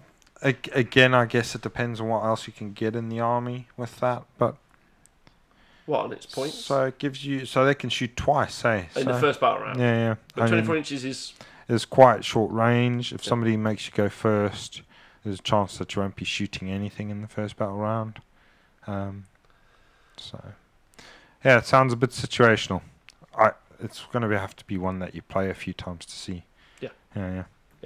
I agree. Yeah, I think the battalion's pretty good. Cogsmith, and if you did, it's awesome, cool. Like thematically, it's just real great. Yeah, it's quite good for something to be sitting on a home objective. blasting away. Yeah, it's quite good. It's quite good. Also, with they all have to be quite close though. So any AOE spells that we've seen, as an example, Comet from Stormcast. I know it's not particularly in competitive Warhammer currently. It's not particularly popular. Yeah. It's like Flares. Flares made a bit of a comeback actually, but more. What went out recently? I'm trying to think, Nate. What are we talking about? Trousers. Trousers. Provocatory says, I don't think static artillery works well in AOS as a whole, and I'd have to agree with that as well. Yeah, movement is so cool at the moment. So. Hello, Davis Ford, in the chat there. Soul Screen bridge them forward, and you could do that. That's a really good point, I bred well. And also, because you've empowered Soul Screen Bridge, it's 24 inches. So you can shoot anything. So you can shoot anything. Twice. Dead. Pretty good. All them wizards. What do we say? 24 d6 shots? Yeah, into all them wizards. Into all them wizards. Hey, Brucey 13. Yeah, so the magic build does sound nuts. But you're right, Soul Screen Bridge is going to be big, but you don't get the casting bonuses in this army that you could. No. So that's, it's pretty reliant. Yeah, but the fact that it's empowered means that your wizard can actually start a bit further back because the bridge goes that much further. So you can try and set your wizard up outside of unbind range. Which is cool because that gives you... I don't know I've never known what the maths is on that. I tried to work it out once. But just not allowing them to have an unbind means that all you've got to do is cast it. So yeah. Hello again, Brian Sprillo. BWG Feather says, wish there was more use for Swift Talk agents. So do we. R.I.P. Kevin Costner. Right. So which city are we going to next? So Living City. The Living City. Because I wanna talk about Living City because there's a group of people who I want to just throw some love out to. I want to give them some hope for Warhammer. I'm thinking this is the right one, and this is going to make you feel good, I think. And this is my Sylvaneth buddies, my friends, represented by Mr. Laurie Huggett-Wild this weekend at the GT. At the Heaty. GT Heaty. So, the Living Wargroves. 1 in 4 units can include as Sylvaneth units while adding the following keywords: Cities of Sigmar and Living City. And let me tell you, I'm going to talk about the Spirit of Dirthu. Oh, okay. Yeah? So you can set up a unit in reserve for each Living City unit you have on the battlefield. Therefore, this excludes, so you can't have potential allies. At the end of the movement phase, you can set them up wholly within 6 inches of the battlefield edge and more than 9 inches away from the enemy. Yeah? Okay, and if you have to make sure they come on by turn 3. If they haven't by turn 4, they'll just be destroyed. Yeah? Okay. Attuned to nature. In your hero phase, heal 1 wound allocated to every Living City unit. Not bad. Yeah. Not bad. If you want to go monster heavy. Right, strike and melt away. This is where it gets really cool. Command ability. At the end of the shooting phase, pick 1 friendly Living City unit that has shot that phase. Is more than 9 inches of the enemy units and wholly within 18 inches of a friendly Living City hero. That unit can move and it cannot run. So, a Spirit of Dirthu has a shooting attack. So you set him up outside of 9 inches. Shoot his gun. What was the range of his gun? It's got a weird range, actually. It's obviously changed over the editions. So I'll double check. His gun is 15 inches. He's got 15-inch shotgun. Like 15-inch shotgun, but then you move forward 5 inches. So now you've just got a 4-inch charge with a Spirit of Dirthu. All it requires is for you to have a character. He is a character. No, he is a character. He just set himself up. You're right. That's a good point. And then in he goes, which is just fantastic. Yeah. And that's just like one thing. There's probably loads of other better units. He's not melting away. He's melting towards you. Strike and melt forward. Yeah, this is going to be awful. Yeah, all it requires is that you roll a 4 on 2d6. So the end people want that shot. No, you only have to shoot that phase. You don't have to have hit or wounded. You just have to have moved. You have to just have done a shooting attack. Yeah. So, like, some of the dwarf units have got hand grenades.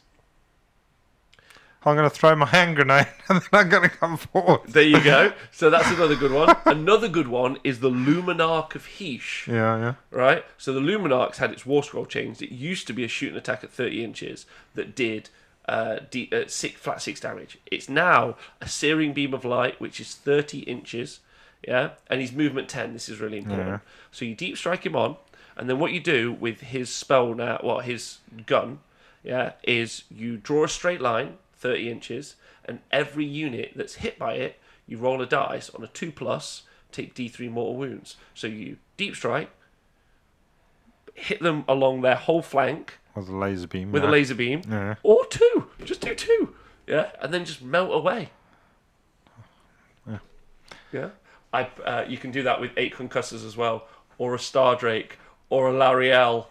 That's pretty good. A Lariel's a good one. Oh, yeah. A Star Drake's a good one as well. Unless it's... has it got a shooting attack? Isn't its Rain of Stars just an ability, not a shooting attack? I had not considered a Lariel. That's a great one. Anyone got any other good choices? Concussors is good. Yeah. All of those Draco Rider things, pretty good. Damn. No, but you have to be in range to have done a shooting attack. No, you don't. Huh? Can't you just shoot anyway? No, you can't shoot anyway. You have to be able to pick a target in the shooting phase. Same as charges. Oh, okay. Yeah, unfortunately. And Paladors can do it. Yeah, the Star Drake doesn't have a shooting attack. The Star Drake has an ability called Rain of Stars, so you can't do it with the Star Drake, which is a shame. Drakesworn Templar has a bow. Thank you so much. So a Drakesworn Templar has a bow, the Skybolt bow, so you can do it with him. I think Durthu's better though, because Durthu is genuinely good, but it's always been the delivery system to get Durthu in. Yeah. Anyway, let's look at the other stuff you can do. Yeah. Right? But you could also, if you wanted to, Steam Tank is also a shooting unit, but this war scroll's not that great. Drycha's a good point. I brided well. Drycha's a really good choice, actually. Hey Nathan, another cool thing is that you get 2 moves with your gyrocopter equals 2 times bombing. Drycha could have 20 attacks with her bugs and those mortal wounds. Yeah, Drycha might not be a bad shout at all. Yeah. So do some mortal wounds, charge her in. So there's loads of options. Also, Dr. Vulcan, thanks for donating 1,000 bits. I didn't see that. Big love. So then command traits, and obviously that Durthu could be a commander. So add 1 to saves, and on to wound rolls for this general. That's what I thought Durthu. +1 save and +1 to wound. +1 save and +1 to wound. That's just his command trait. So now that Durthu, I think that's now 3s and 2s. I'm pretty certain. Yeah, it is. That's now 3s and 2s. Ren 2 doing a flat 6 damage, and then there's also you can run and charge, fast rider. Friendly units are not affected by the Deadly Scenery rule. They're wholly within 12 inches, so it's a rubbish rule. And then you've got Druid of the Everspring Circle. If your general is a wizard, they know all the spells from the Law of Leaves. The Law of Leaves. I didn't know it's called the Law of Leaves. If they are not a wizard, they know the spell and can cast it. So that's pretty good. What's the Law of Leaves? How to make compost in 12 easy steps. How to make the right autumnal arrangement at your local floral arrangement society. Floral produce fair. Big shout out to everyone at Burgerton Morrow. I don't know the name. So artifacts of power. You got Spirit of the Hunt. Pick 1 melee weapon the bearer has and improve its rend by 1. The bearer and their mount fights at the start of the combat phase if they charge this turn. So you have an always strikes first Durthu with rend 3 on his guardian sword with +1 to wound. Nice. Yeah. Yeah. That's right. This is Gadget City, the law of weed. And then you've got the Deepmire Cloak. If bearers of wounds counter 6 or less, it cannot be chosen as a target of a missile attack, which I think is a really good one, but you'd have to start writing the army list really seriously. If they're in cover. Yeah, cool. Yeah. And then... if they have 7 or more wounds, then they're -1 to be hit whilst they're in cover. Which is not bad either. Yeah. And then you've got Wardroth Horn. Once per battle in your hero phase, you sound the horn, add 1 to attacks for friendly living city Sylvaneth units until the start of your next hero phase, which is great if you end up with... If that's what you want. If that's what Durthu does, charges and gets extra attack blows. Why wouldn't you take Always Strikes First, Spear of the Hunt? Like, you're going to take always strikes first, rend 1. You're basically going to give them a 2-up armor save Durthu and throw him at your enemy. Yeah. You could also take a sorceress in your army. With the horn. No, because after he deep strikes, you won't be able to make him -1 to hit, actually, because it happens in the movement phase. But I don't know, that's just a thought straight off the bat, right? Cool. You give them something horrible to deal with early doors. Yeah. And then the spell lore, you've got Life Surge. The Law of Leaves. Law of Leaves. So if you wanted to give Durthu something else, or if you just had a caster somewhere else on a Balewind, pick a unit within 18 inches of the caster, heal D6 wounds. So it's as good as the Sylvaneth army. Yeah. Cage of Thorns. I could hear a Sylvaneth player being like, "Don't you dare!" I'm so sorry, guys. Your book's rubbish, but this is better. Cage of Thorns. Castle 7, picking a unit wholly within 18 inches of the caster that is visible. Halve its move characteristic of that unit until the start of your next hero phase. Also, until the start of the next hero phase, the first time it moves takes D6 mortal wounds. Wow, that's great. Yeah. Isn't that good? Yeah. And then you've got Iron Oak Skin, cast on a 6. Pick one friendly unit wholly within 18 inches of the caster and visible. Subtract 1 from wound rolls that target that unit until the start of the next hero phase. Those are all good spells. Yeah, all really good spells. The Law of Leaves is not to be underrated. It is. You should not trample it underfoot. No. You wouldn't want to leave any of those behind. Oh, nice. So then the battalion that you can have in the Living City is a Nomad Prince, 3 units of Wildwood Rangers, and 0 to 1 units of Wild Riders. With or without shields? Have they changed that? They've changed that again. In the most weird update ever. What is going on with Wild Rider shields? Oh, I've got no idea. Can you use them as surfboards now? Yeah. You can add 1 to charge rolls when they set up on the battlefield using the city trait. Yeah. So that Durthu, who has moved 5. But he's not in that. He's not a Pathfinder. He's not a Nomad. Oh, yeah, he's not in the. Sorry, you're so right. He's not in the Viridian Pathfinders. No. Absolutely, apologies. And then the note that we have on this is that this is really bad. It's not that bad. Oh my god, it's not the same as +1 to cast on everyone, right? That's alright. Anyway, I actually think that the Living City one, and there's probably, again, this is our first look. This is not a deep dive. I've only had the info today. Yeah. There's probably loads of great combos for Living City. Yeah. For something that you can shoot and charge in. That's great ambushing army, isn't it? I mean, you can ally in all those, the Stormcast, the dude that sets up 6 away. What the hell's his name? Venator? No, the guy on the Palador guy. Oh, yes. Yeah. So you got a great ambushing army here. Yeah. Well, so let's look at some of the war scrolls for this army in particular, and start with the Nomad Prince. Yeah. So he's got a 3-up save now, so that got improved. He's got 5 wounds, and then you've got the Harrying Bird of Prey. In your hero phase, you can pick an enemy hero within 16 inches of this model. Until your next hero phase, subtract 1 from casting, dispelling, and unbinding rolls for that model, and subtract 1 from hit rolls for attacks made by that model. It's pretty great. But its command ability, the Law of the Deepwood Host, you can use command ability at the start of your shooting phase or at the start of the combat phase. If you do so, pick 1 friendly hero with this command ability until the end of that phase. Add 1 to hit rolls for attacks made by friendly wanderer units while they're wholly within 12 inches of that hero. A unit cannot benefit this command ability more than once per phase. Yeah. So that's really good. Right, yeah. I also would actually like to just point out that I love what they've done with this book in that there's almost no rerolls. There's some.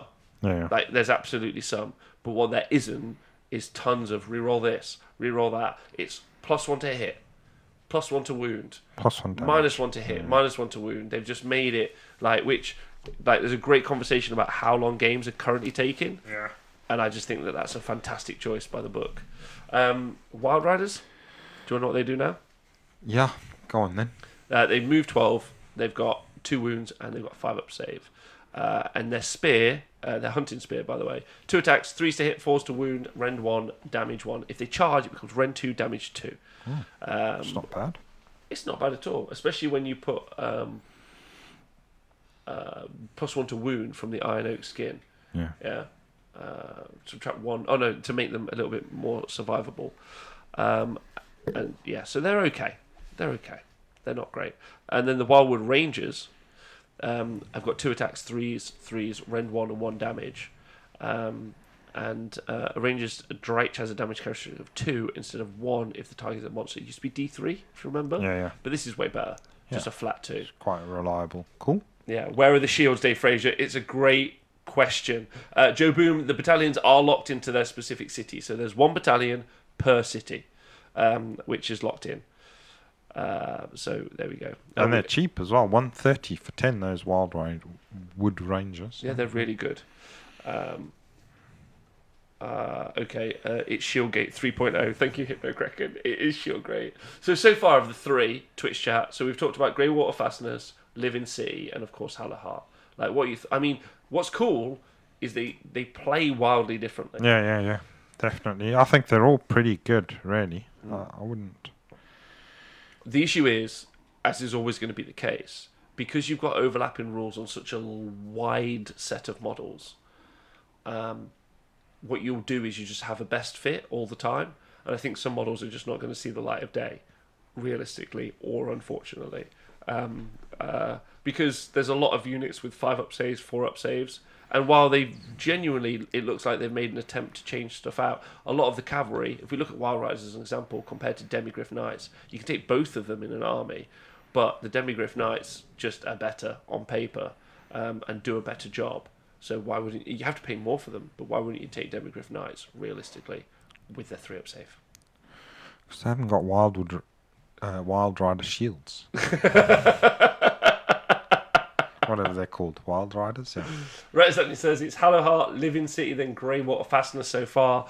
Can Speckles take even more dragons? Potentially. You're missing the most important change in Wanderers. Sister of the Watch don't have racist bows anymore. He is correct. Yeah, if you'd like to, would you like to hear about them? Yeah, they're better, way better, I think. So Sister of the Watch, they've still got the 1 wound and they've got 5-up save, and they move 6 inches, but they got 1 attack each, 3/3s, no rend, do 1 damage with their watch bow, so pretty reliable. And they've got their Eldritch arrows. If the unmodified wound roll for an attack made with a watch bow is 6, that attack inflicts 1 mortal wound on the target in addition to any normal damage. Yeah, which is way better than that they used to do to Chaos. They've also got add 1 to the attack characteristics of this unit's watch bows if there are no enemy models within 3 inches of this unit and that unit has not made a move in the same turn. So it's great for the ambushing one, isn't it? Really, really solid. Pop up, unleash loads of bows and arrows. Yeah. And then they move 6, and then so just move 6 away. Like to get yourself some screen, so like, and you've got the points for the Sister Watch. Yeah, 160. So they're quite expensive still. Yes, but they are very expensive. Especially if they got no rend. They've got no rend, but they do the mortal wounds. Yeah, but it's 4s, no rend, 1 damage. 3s, didn't you say? Yeah, sorry, 3s. Yeah, I was looking at that. And also they get a +1 from the Nomad Prince if he's hanging about. So. Which is pretty good. Yeah. And then you've got Loose Until the Last. Once per turn, if an enemy unit ends its charge move within 3 inches of this unit and there are no other enemy units within 3 inches of this unit can shoot. Oh, okay. That's good as well. So they've got a standard watch, which doesn't require a dice. They actually took that off crossbow from Free Cities, the crossbowmen. Yeah. Oh, have they not got it anymore? No. Oh. No. Sad Fuck face. those guys. Yeah, agreed. Dashme, thank you for subscribing for 11 months. Appreciate that loads. So on to some more cities, Nath? Yeah. Who's next? Okay, so now we start getting into what I would like to say is the dregs. It's not that it's not as good, but like when you're overall, like, so every city empowers endless spells. Yeah. Right? Like every city has the ability to make characters way more survivable by having a retinue. Like, it just seems so obvious that you're going to go for the Hallowheart, because before you get to Hallowheart, all of the bonuses are already starting to attach to wizards, attach to characters. Just seems really positive. So there's that kind of like, but there are some other great ones, and I don't want to like. Well, I mean, like the Living City sounds like quite a good match to take against a Hallowheart, because they're going to start ambush. They're going to be quite quick on the wizards. But you don't need to ambush, because when you can just cast with +8 to cast. Yeah, no, I'm just saying. You can cast the Soul Screen Bridge and just put like 30 handgunners right next to your enemy. Yeah, but if the enemy aren't on the board, that's a good point. And then they turn up and shoot all your wizards dead, then my god, Sky Dwarves! I forgot about those guys. Yeah, that's a good point. That's really well, good. and the Living City. I mean, they'll just ambush. Their army won't be... Half the army's not going to be on the board. 1/4 of the army. Is it 1 in 4? Yeah, 1 in 2? 4. Oh, no, it's 1 in 2. Yeah. It's half the army. That's a good point as well. Yeah. Alright, so Hammerhall. Armies must be from Ashqui or Garan. One or the other, not both. At the start of your hero phase, roll a dice for each unit that contains at least one banner or standard bearer. On 6, you get CP. Rubbish. Master of Hammerhall. If a Vented Fire Strike is your general, you get an extra CP in your first hero phase. Why is that bad? When you have a named character as your general, it means you miss out on a free command trait, which is why characters are always like Billy. I think they should be they should put something really interesting in the game where if your general dies, you lose a victory point or something. Do you know what I mean? Because you normally, like we just talked about, stacking Dirty, right? Give him a command trait so he's tougher. Give him an artifact so he's tougher. Just send him in, yeah. Like this, like they need to make named characters, like. Oh, have a reason for taking them more. I mean, some of them you do see, like you see a lot of Scragrots, so it does mean that people are missing out on command traits, on the Loon Boss command traits and stuff like that. Are they but good? Some of them are quite good. Like Clammy Hand means you can roll the die. You can roll 2 dice when you're bringing units back. Clammy Hand. Clammy Hand. Yeah.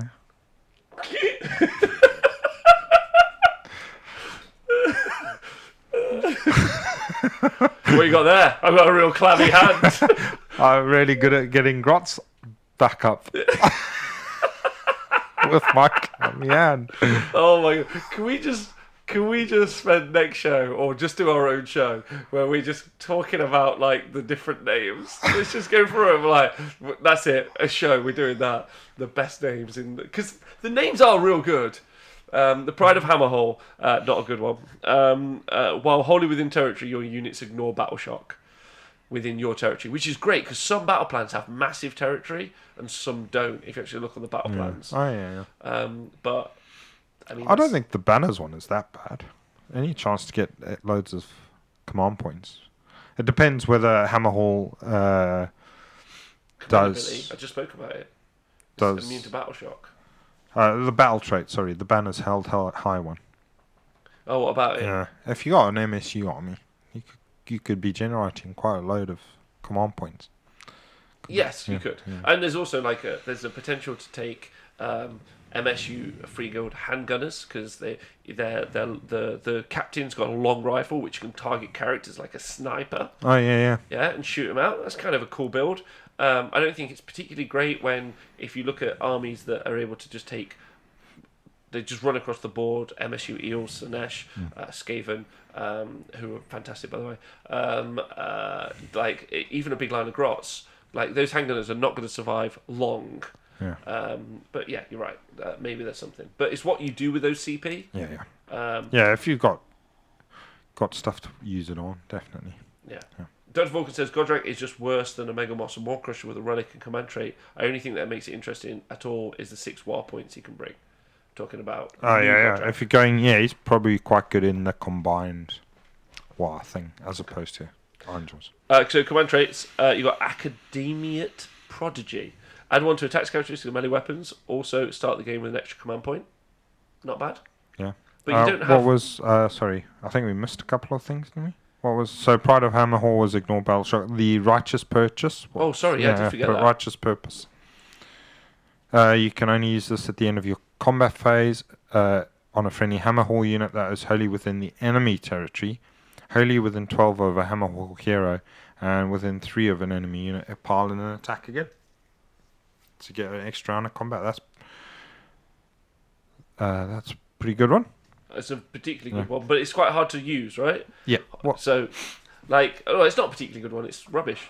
Sorry. No, it's great. Why? You get to fight again.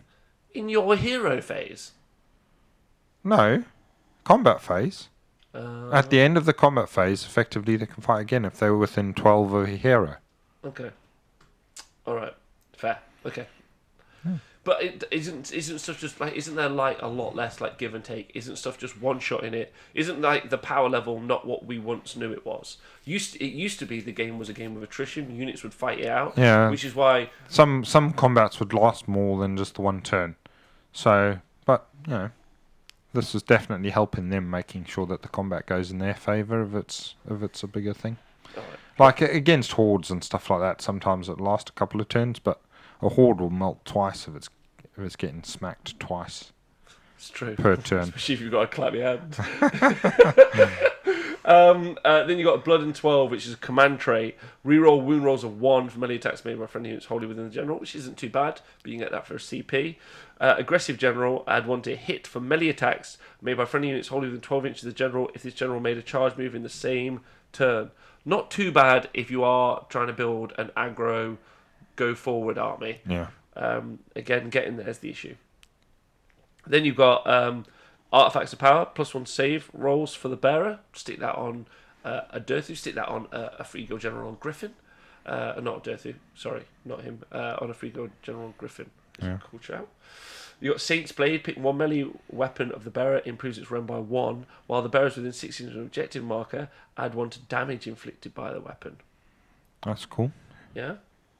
Then you've got Twin Stones. The artifact depends on which place in Hammerhall you come from. Okay. Yeah. It comes from Ashqui. Add 1 to hit for melee attacks made by friendly units wholly within 12 inches of the bearer.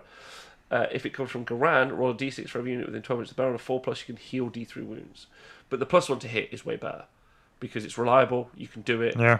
+1 to hit on all melee weapons wholly within 12 inches of the bearer, which if you double up With the aggressive general. with the aggressive general, yeah. +1 attack. Yeah. So even if you're against something that's -1 to hit and you hit on 4s, you're still hitting on 3s, but you could be hitting on 2s. Yeah. So I think You could be attacking twice because you'll be wholly within 12 of that general. So Yeah, so you can see unit of Demigryph Knights, Free Guild General on Griffin, run forward, not run, but move forward, charge, +1 to hit, and +1 attack. +1 attack and fight again. And if they can tag another unit, they can pile into them and give them a duffing up as well. Yeah. Jazzy128 would like to point something out at the chat, Nath. It's important. You can use your clammy hand to erect the goblins who have fallen. You can call yourself a clammy goblin erector, Nath. And that's it. Yeah. So the spell lore for Hammerhall is Wings of Fire, Thermal cast on a 6, but successfully pick 1 friendly unit that is visible to the caster, and 1 to run and charge rolls, and that unit can fly until the start of your next hero phase. Cool. Flying Demigryph Knights. So there won't be Demigryphs, there'll be Griffs again. There'll be Griffs. You telling me they're going to get their Griff on? Yeah. Nice. That's it. Nice. That's it. So Cinder Cloud, their next spell, cast on. I mean, that works on loads of stuff, right? Yeah. Units can fly. What's particularly interesting about that is just a horde of dudes charging. Yeah. Oh, flying dwarves and stuff like that. Oh my god. Amazing. Wings of Fire, flying dwarves. Please model dwarves on all 30 of them. Yeah, just moving forward. It's cool. Like, you'll be able to jump screens. It's why the Idneth Deepkin Eels are so scary. It's why Thermal Rider Cloak Keeper of Secrets exist. Because screens just stop that combat real well. Flying is good. It's cast on a 6 though, so it's pretty fine. Costs a 7. Oh, no, Wings of Fire 6. Yeah, sorry, I was looking at the next one. Really. Then Cinder Cloud, cast on 7 until starting your next hero phase to attract 1 for attacks that target friendly units wholly within 9 inches of the caster. Right? This is amazing. So it's exactly what Sneaky Distraction, which you have on your Grots. No, it's different. So this is more like a cloud. So it protects units within 9 of your caster. It does. Yeah. So, but also if you decided to put this guy on a Bellwind Vortex or a Sorceress, so a lady or whatever you would like to put on, then that's an extra 6 inches. So everyone within, imagine this, battle round 1.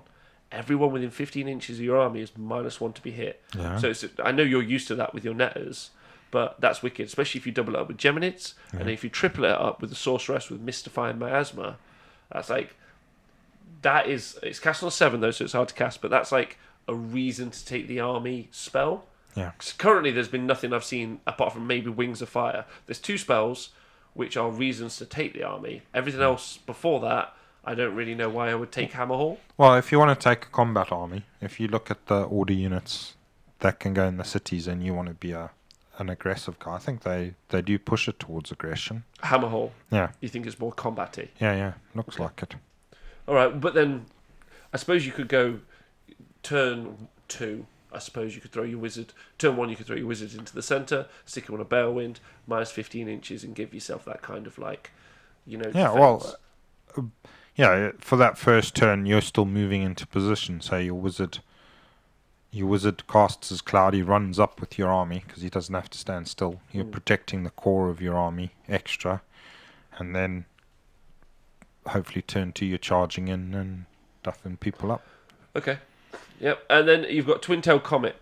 Cast on 7, pick one enemy within 18 inches of the caster and invisible, take D3 mortal wounds, or if they have 10 or more models, D6 mortal wounds. So, yeah, that's enough. fine. Then the battalion is the Hamalanian Lancers. 140 points for 1 Freego General on Griffin and 3 to 6 units of Demigryph Knights. This is +1 to hit and wound on turns where you charged and are wholly within 18 inches of the Freego General in this battalion. Oh, great. And he gives them their +1 attack if they were within 12 of them, and another +1 to hit. Another +1 to hit. So it'll be +2 to hit, +1 attack, fighting twice. Not always strikes first, but also potentially one of the units is flying. So yeah, it's really good. It's 140 points. I think you've got the points for the Freego General and the Demigryphs at the bottom. I'll get the War Scrolls. So that's the General on Griffin is 320, and the Demigryphs are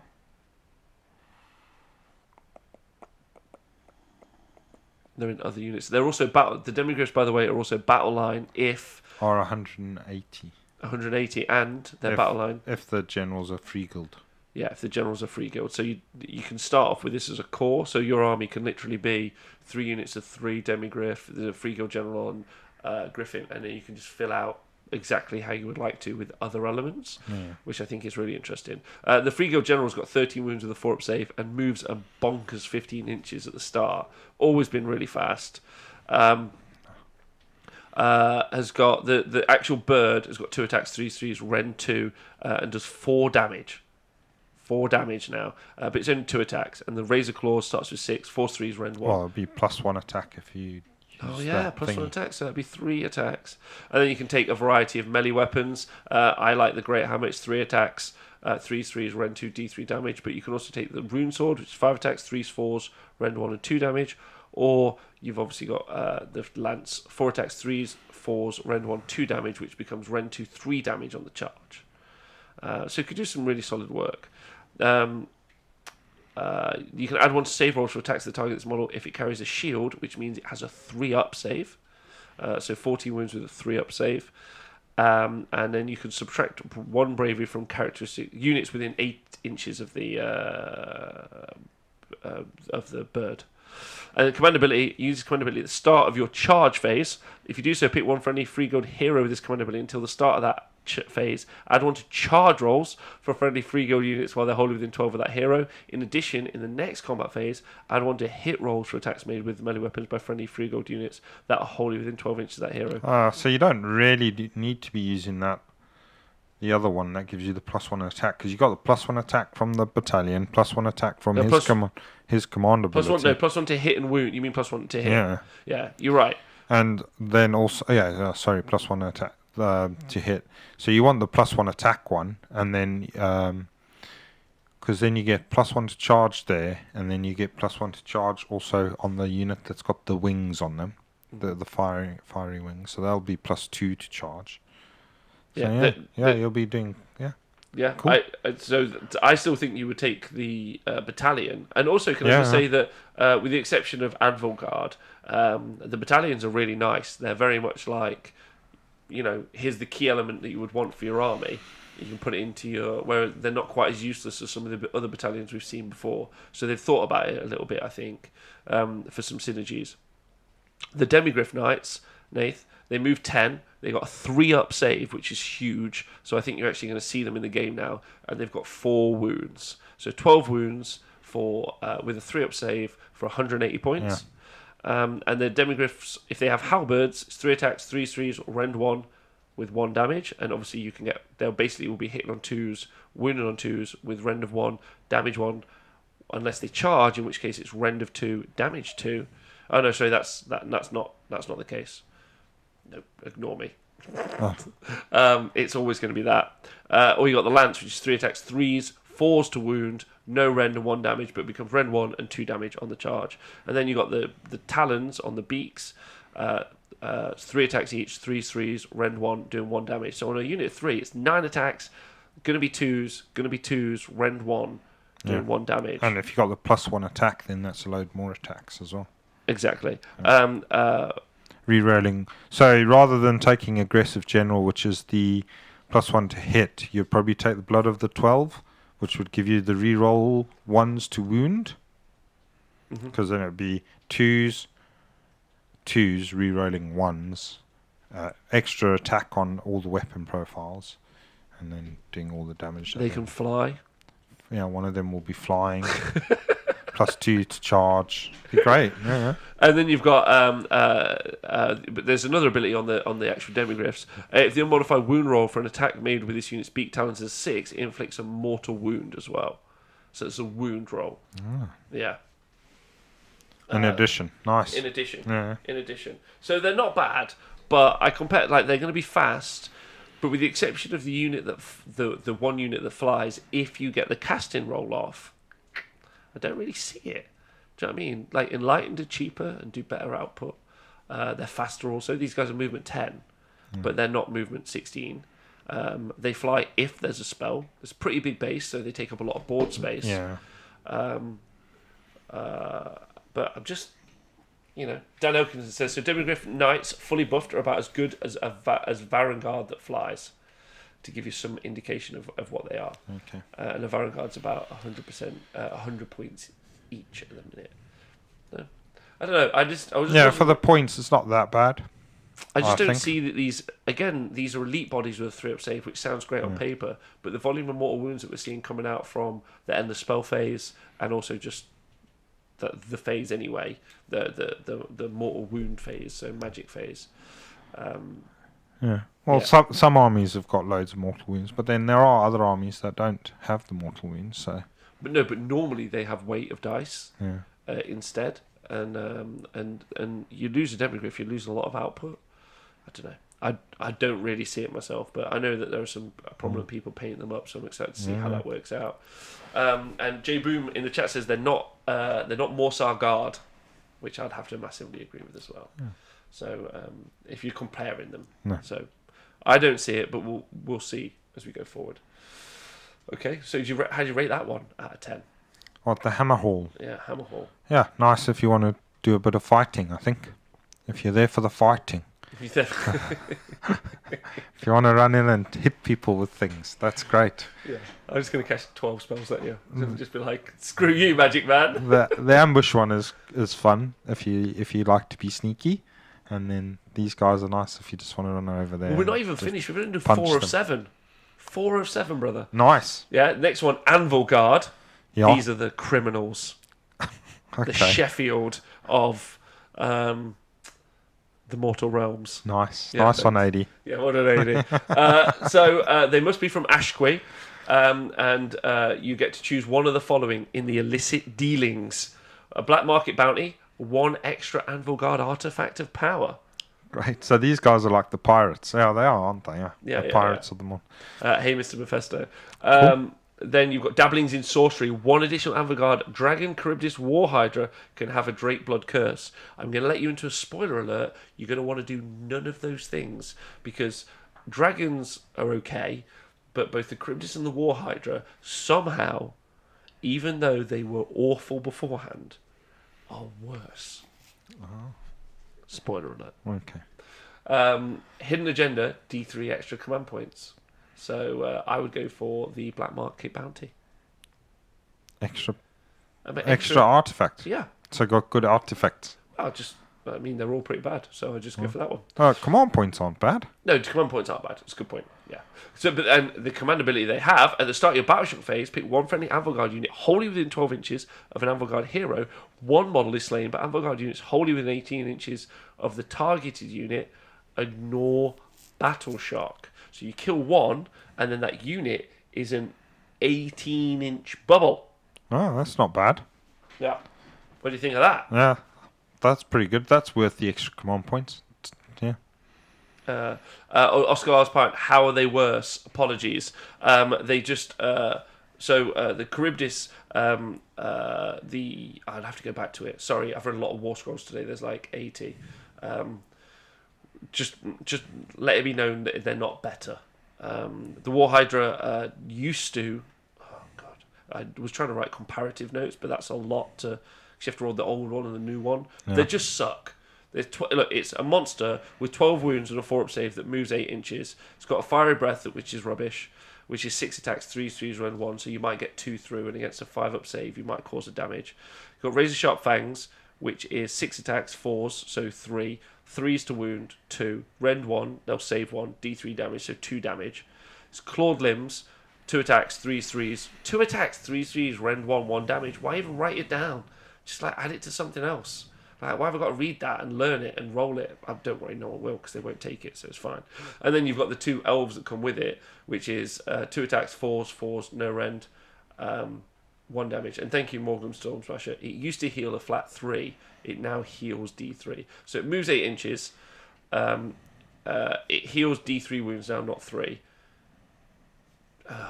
Before you make a charge roll for this model, you can say this handlers are going to apply the leash. If you do so, roll 3d6, remove 1 dice, and use the remaining 2d6 dice for the charge. However, if the 3d6 was a triple, the monster suffers a mortal wound. And it costs, Nath, by the way, I would pay 80 points for this at best. 80. 170. That's the Hydra you were talking about. That's the Hydra. They're the same points anyway. It's terrible. It's just terrible. And that's really upsetting because neither of those 2 kits, because it's a dual kit if you buy it to build, neither of them are good. The Charybdis moves 7 inches. Why? Yeah. Anyway, the Games Workshop don't know how to write rules for monsters unless they're heroes, and you can take that statement to the bank. Apart from obviously Giants, Nath, right? Yeah. Gargants for all the way. Yeah. Oscar Last Bates is like, what? Yeah, why do you Games Workshop hate monsters? I have no idea. So it's kind of cool, the command ability for Anvil Guard, right? You do a mortal wound to a unit, and then every unit within 18 inches of that unit. So it kind of works for MSU. Yeah. Kind of works for just big blocks. Big blocks, no brains. Just move them around. Works. Yeah, it's efficient use of your command points. And it's the start of the battle shock phase as well. Yeah. So yeah. Drake Curses. So if you would like to make that, as before mentioned, incredible War Hydra, or it's not even a War Hydra, it's not even a skirmish Hydra. Warcry Hydra. One dragon. So you can take acidic blood, roll a dice for each time a unit is. Each time the unit is allocated a wound that wasn't negated. On a 4+, the damage unit takes 1 mortal wound. So you could put that on the War Hydra, send it forward, have it die, and it kill, of course, 6 mortal wounds in return. That's nice. A lot for 170 points. Jutting Bones. After this model makes a charge from its movement 8, pick an enemy unit within 1 inch. On a 2+, it takes D3 more wounds, which isn't bad on a dragon. Yeah, but it is bad on the other 2. And then Fell Gaze. This is actually genuinely interesting. 12-inch bubble, -2 bravery.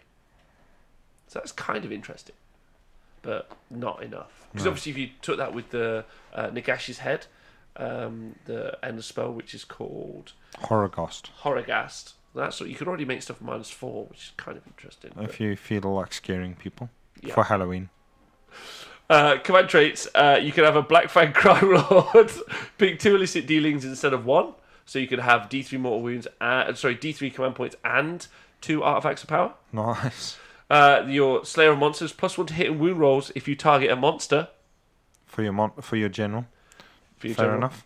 If this general is a wizard, they know all the spells in the Anvil Guard lore, and if not, they know 1. It's not bad if we find out if the spells are any good. So 1 hero +1 hero battalion. Choose one of the following. So this is the Artifact of Power. You can have a 5+ damage prevention roll. Okay. Which could be cool. That's good. Yeah. It's like a suspicious stone. Yeah, absolutely. You could put that, a 5+, would be particularly good on the Stardrake. Oh, yeah. Big pool of wounds. Yeah, that's not too bad. You could have him have +1 to hit and wound rolls if you target a monster. That Stardrake could be all kitted out. There you go. And even be a wizard. It's kind of fun. Yeah. And then you've got Venom Fang Blade. Pick one weapon. If the wound roll for the attack is unmodified 6, deals D3 mortal wounds, 20 normal damage. So if there's a hero with lots of attacks, Yeah. I have to double check that. Then you've got Asphyxia Center at the end of the combat phase. Each enemy unit within 3 inches of the bearer on a 4+ takes D3 mortal wounds. What is with the special rules at the end of the combat phase? Like, it's almost like no one's ever played a game. Like, if you tell me at the end of the combat phase, on a 4+, I'm going to do D3 mortal wounds to units around me, I'm just going to withdraw models out of it. Like, and it's a 4+. Like, I might not, if it's a unit of grots and I'm wanting to lock you in combat, you don't care about D3 mortal wounds. Mm. If it's my monster, then maybe that's the only situation I can think. If it's my... So hard not to kick it. It's my G-Cop and he's in combat. Yeah, maybe I don't want the D3 mortal wounds, but it's like... It's not applicable, right? Or do you think it is? Yeah, it's quite situational. Yeah, it's tough. Spell lore, though. You've got Sap Strength.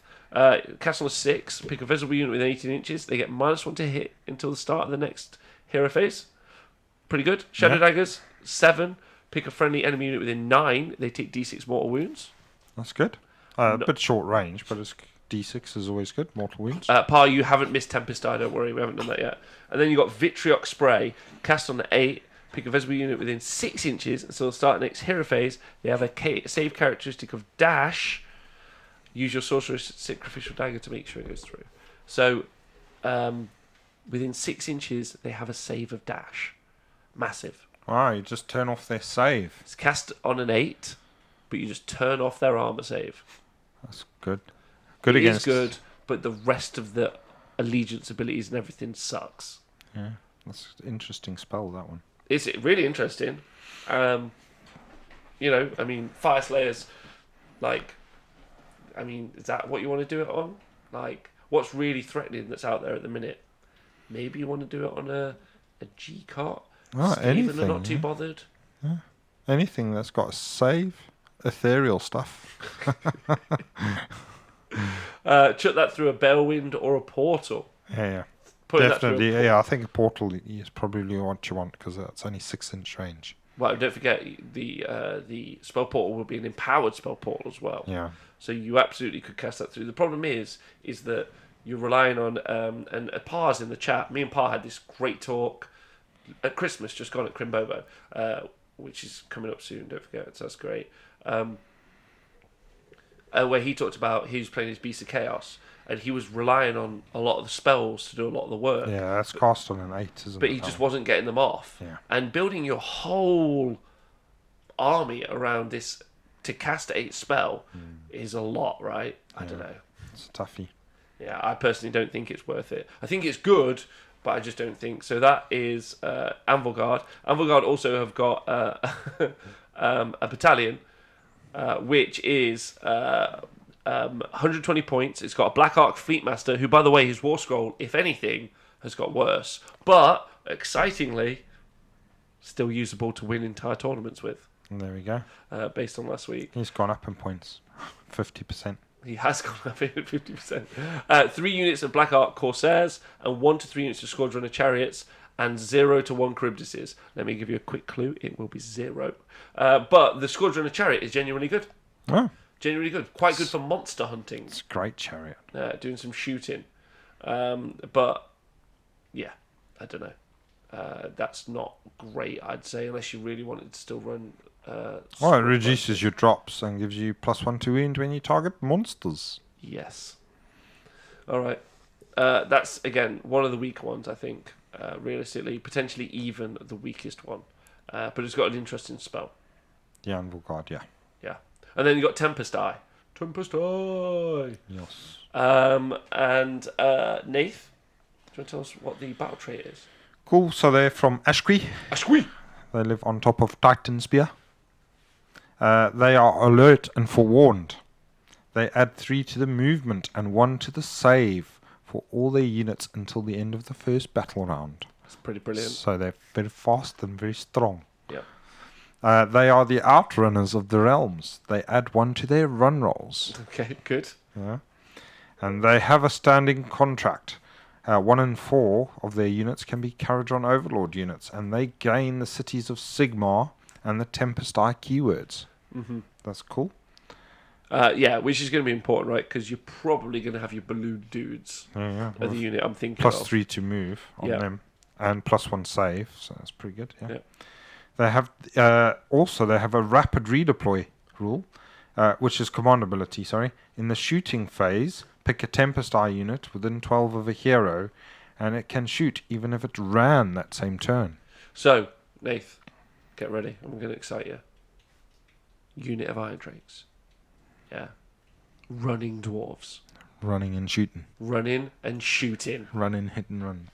Yeah. Boom, boom, boom, boom, boom. And Dave Fraser says it would work particularly well on Arcanauts, but the Iron Drakes have got particularly good now. Have they? I think so. Do you not think so?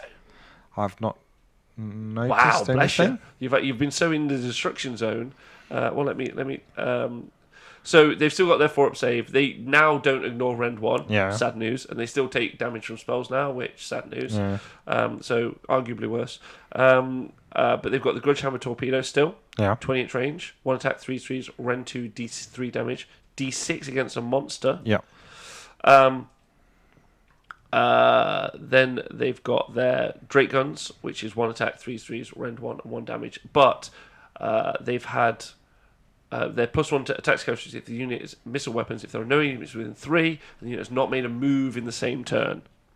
So actually, I think that's worse now. Yeah, so they won't be able to run and shoot. So I think actually what I was doing is when I said that they were better, is I was being a massive dick. Sounds like it.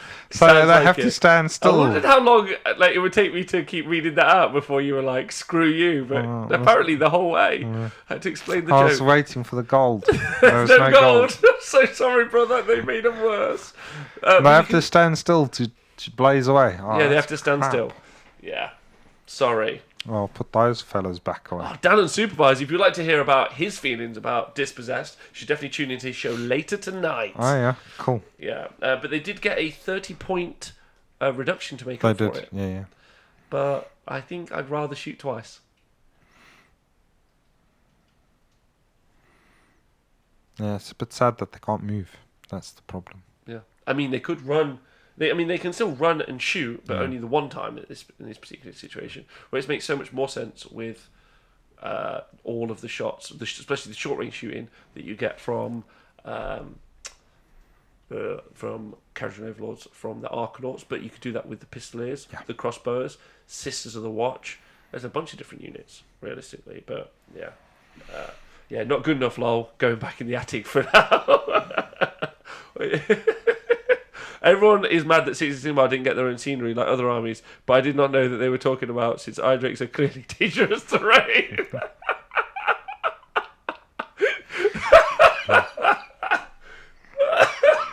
Thank you to Provoke Tree in the chat for that. Cool. So that's rapid redeploy. Yes. Then command traits. Yeah, for you, General. You got the Aether Guard Captain, who has +1 to charge roll for friendly Tempest Eye units wholly within 12. So speedier charges. Then the Hawkeye, +1 to wound for missile attacks made by Tempest Eye units wholly within 12 of the general. That's pretty good. That's incredibly good. That's the one. You're going to take... Oh, go on, sorry. And then Swift as the wind. Run and charge on the... and the hero and the mark can fight at the start of the combat phase. It's just going to be Hawkeye. This is the build. The build is the Hawkeye, the run and charge is command ability. So again, it's not a spell you've got to cast to make it happen. And then you add in +1 to that, so they're just ultra fast. +1 to wound, so most of the shots that you see hit on 3, wound on 3s, so wound on 2s. Stupid. Cool. Yeah, it seems to promote shooting army. If you're going for combat, then you might look at the other ones, but yeah. Artifacts of power, you got the Patrician's Helm, which I really liked. I was like, what? A Patrician's Helm? What's a Patrician?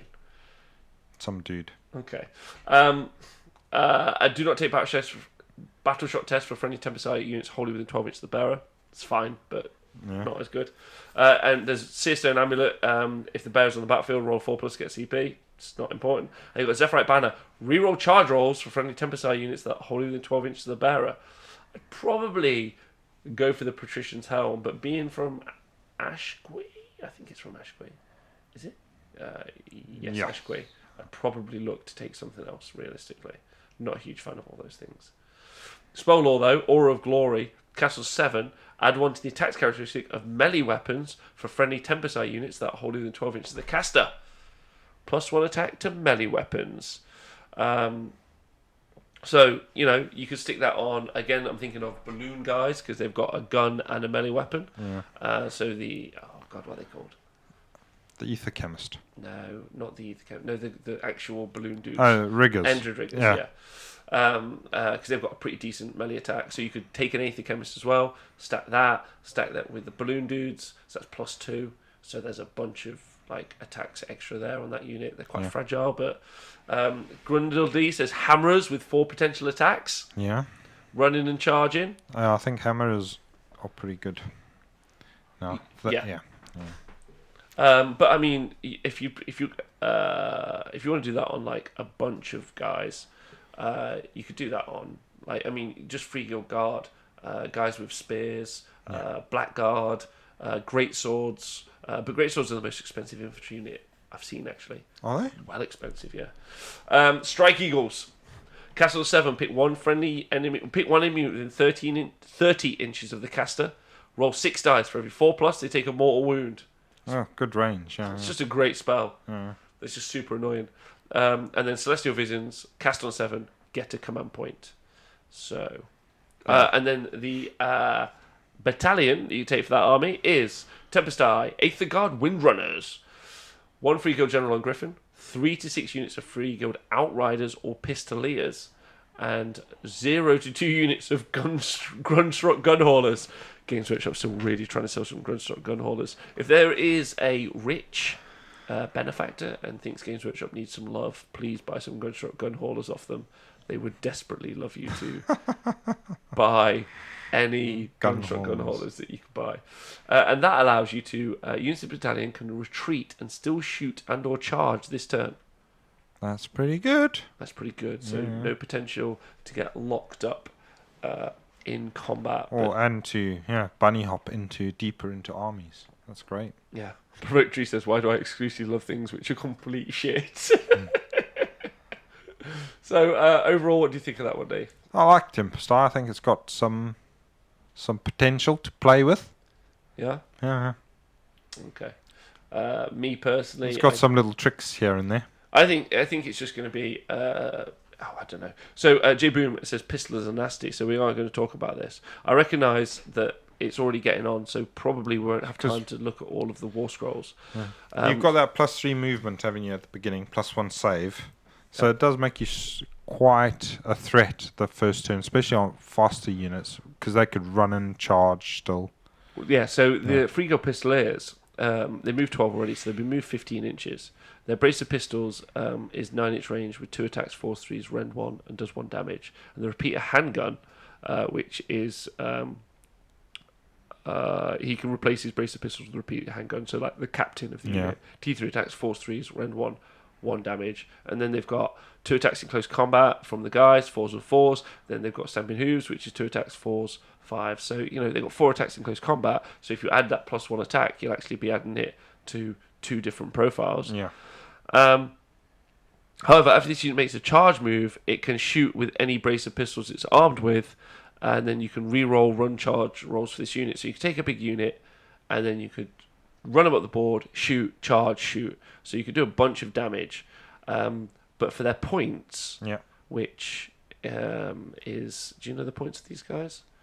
I should do.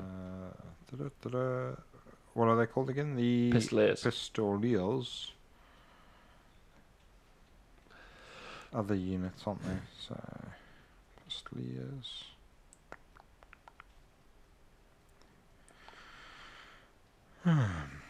Where are they? Handgunners, guard, no, they won't be up there. I'm blind. Where are they? They're in others. I'll go find them. It's fine. They are battle line also, by the way. Oh no, Nath. Maybe I haven't written them down, brother. I haven't written them down. I'm sorry. I don't know the points. I've forgotten. Anyway, we'll come back to that at some point when I remember what the points are. What's the point of them? What is the point of that? Okay. All right. So we've done that city. And you happy with that city, or are you not happy with that city? Yeah, no, I think... Oh, they're 100 for 5. Thanks, gents. 100 for 5. Yeah, and they've got... I think they've got some... You've got some little tricks in there that you can use, so... Yeah, I think it's not a bad city. I'm still happy with my choice, Tempest Eye or Living City. I think Living City is way stronger, but okay. But Tempest Eye is... Yeah. Again, this is super complicated as a battle tome. You have to get out, like, a ton of different war scrolls... Decide what you want to do, work out their individual output. Like, I want a shooting unit, cool. Is Arcanauts versus Pistoliers? Why? What do you want to do? Which general do you want to go for? Which spells? It's a great book for its overlapping utility, in my opinion. I don't know. Costello, thank you, and J Boom. So the final city, here we go. The Phoenicium. Yeah, from Garan, the Realm of Life. So you got Vengeful Revenants. Read as this army. So +1 to hit and wound rolls for attacks made with melee weapons if any friendly Phoenician units have been destroyed in the same phase. Blow the Phoenix. Both types of Phoenixes get so that's quite a situational thing to be able to think. But if you can get it off, then it's... I mean, obviously it's a great buff. +1 to hit and wound. Yes. But take a bit of... work in some magic to make that happen. It's perfect. It's a perfect beta strike army, right? I put some screens up. You want to hit me. If you kill the screens, I'm laughing. Yeah, in that phase, yeah. If you're stood behind them with loads of big swords, waiting to stab them. Yeah, that's perfect. Yeah. So, like, you set yourself up to be like, kill the chaff. Even if they go twice, they kill the chaff, then they start attacking the unit that's behind the chaff. You've still given... +1 to hit and wound rolls to that unit, which is on the Phoenix Guard, which is probably one of the biggest winners from the Free Cities. Blow the Phoenix, both types of Phoenixes get an extra wound, which is never something I wanted to hear, but fine. Living Idol, command ability. Use this at the start of the combat phase, pick a friendly Phoenician unit till the end of that combat phase. If a model is slain within 12 inches of a hero, the model can fight before it's removed from play. This is anyway. So and it's good. So you got Death Frenzy. So you got Death Frenzy, but it's better than Death Frenzy because you haven't got to spend. You can't. It's not a cast. It's just a command ability that you do. Right? Yeah. So really strong, especially on I don't know. I think again on Phoenix Guard, really. But there's loads. Yeah. It depends, like what you decide you want to use as your output, right? You could even on great swords, on hammers. Yeah. Like I mean, anyway. Command traits. Secret Vengeance. Add 1 to attacks characteristic for this general's melee weapons. If a friendly model has been slain this phase, and add 3 instead of 5. 3 instead if 5 or more models were slain. Secret Vengeance. So yeah. So you get extra attacks the more stuff dies around them. Yeah. Yeah. And then 1 with Fire and Ice. If your general's a wizard, they know all the spells from the Lore of Phoenixes. Otherwise, they cast 1 spell from that lore, which is good. And then Aura of Serenity. Do not take battle shot tests for friendly units wholly within 12 inches of this general. With the amount, I personally think that this is actually a really, really strong one because you're probably going to have like giant blocks of Phoenix Guard that want to be immune to battle shock. So you spend your CP on the command ability on that command trait, on Living Idol one. Yeah. And then Artifacts of Power, Amber Armor. If the attack targets attacks that target the bearer, ignore rend of 1. Cool. Bearer can fly as well as run and charge if you have the Phoenix Pinion, which is interesting. I would like to put that on a Cogsmith, just because I would like to say I've got a flying Cogsmith. They can run and charge. They can run and charge. It would be pointless, but I would enjoy it. Pyre Ashes. If you roll a natural 6 when saving for the bearer, you can heal 1 wound allocated to the bearer. So yeah, you roll a natural 6 when saving for the bearer, you can heal 1. So an Anointed on Frostheart Phoenix. Here we go. Is already got an extra wound, and now can start healing a load can of start stuff. healing. So the Spell Lore, Amber Tide.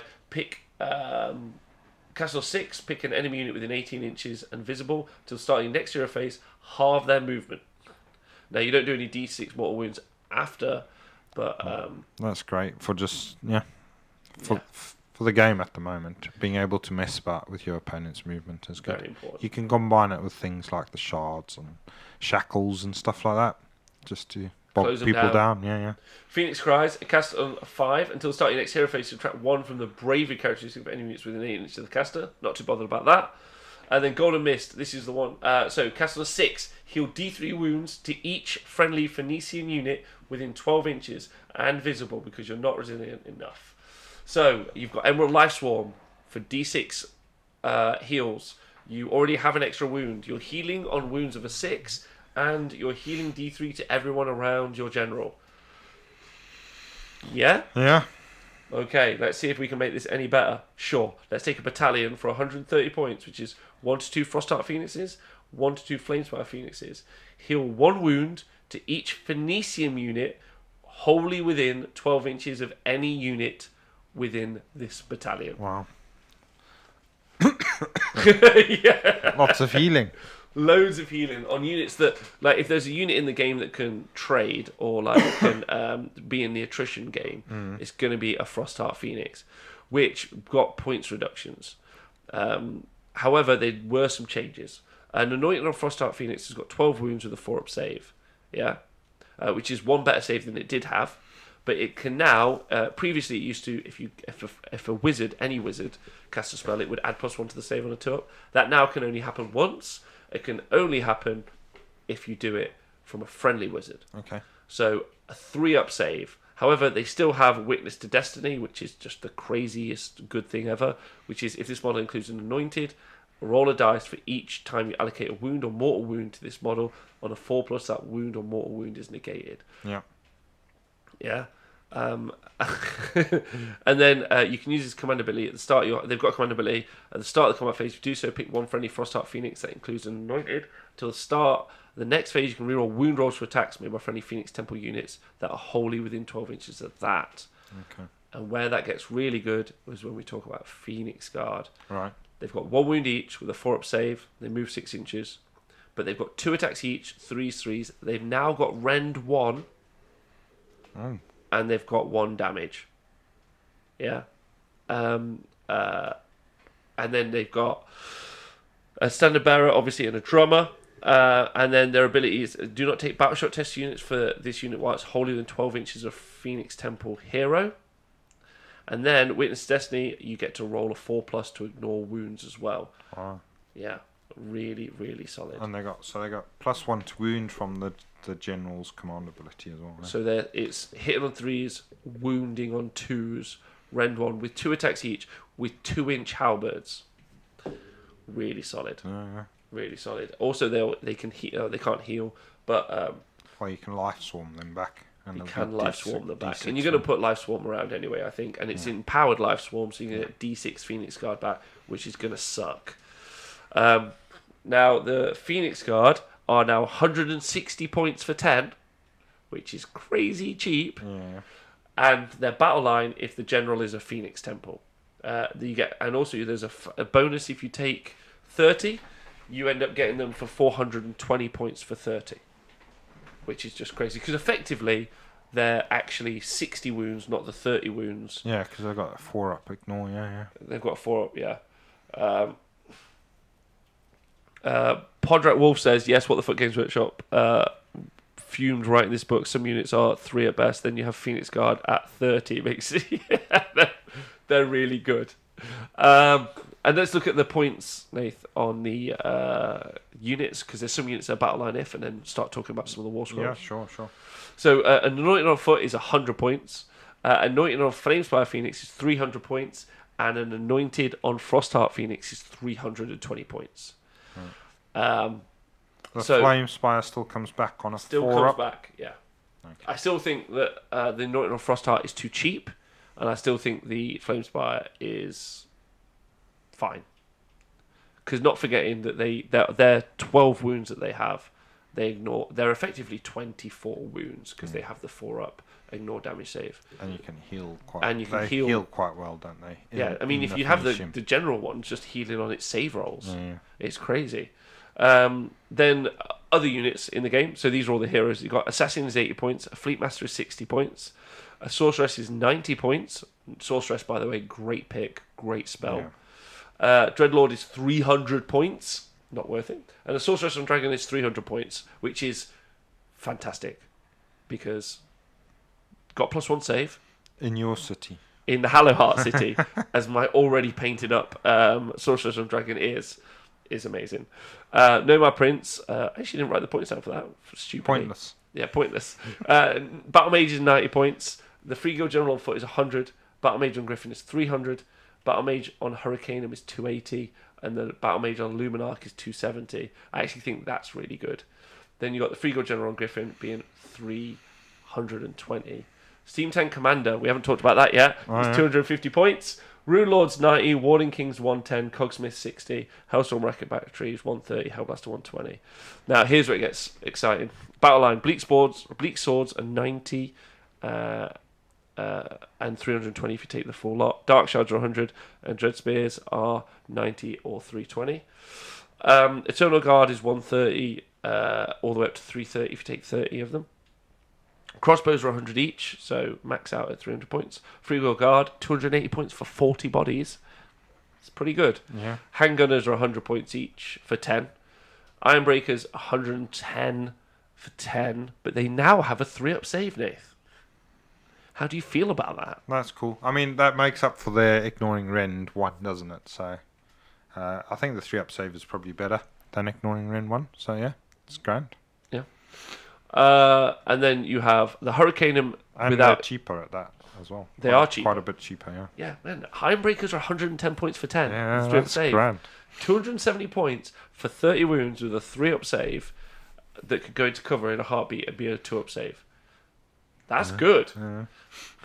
Like, looking at the other ways that you can stack spells on them to do other stuff, the Ironbreakers did lose the reroll save, though.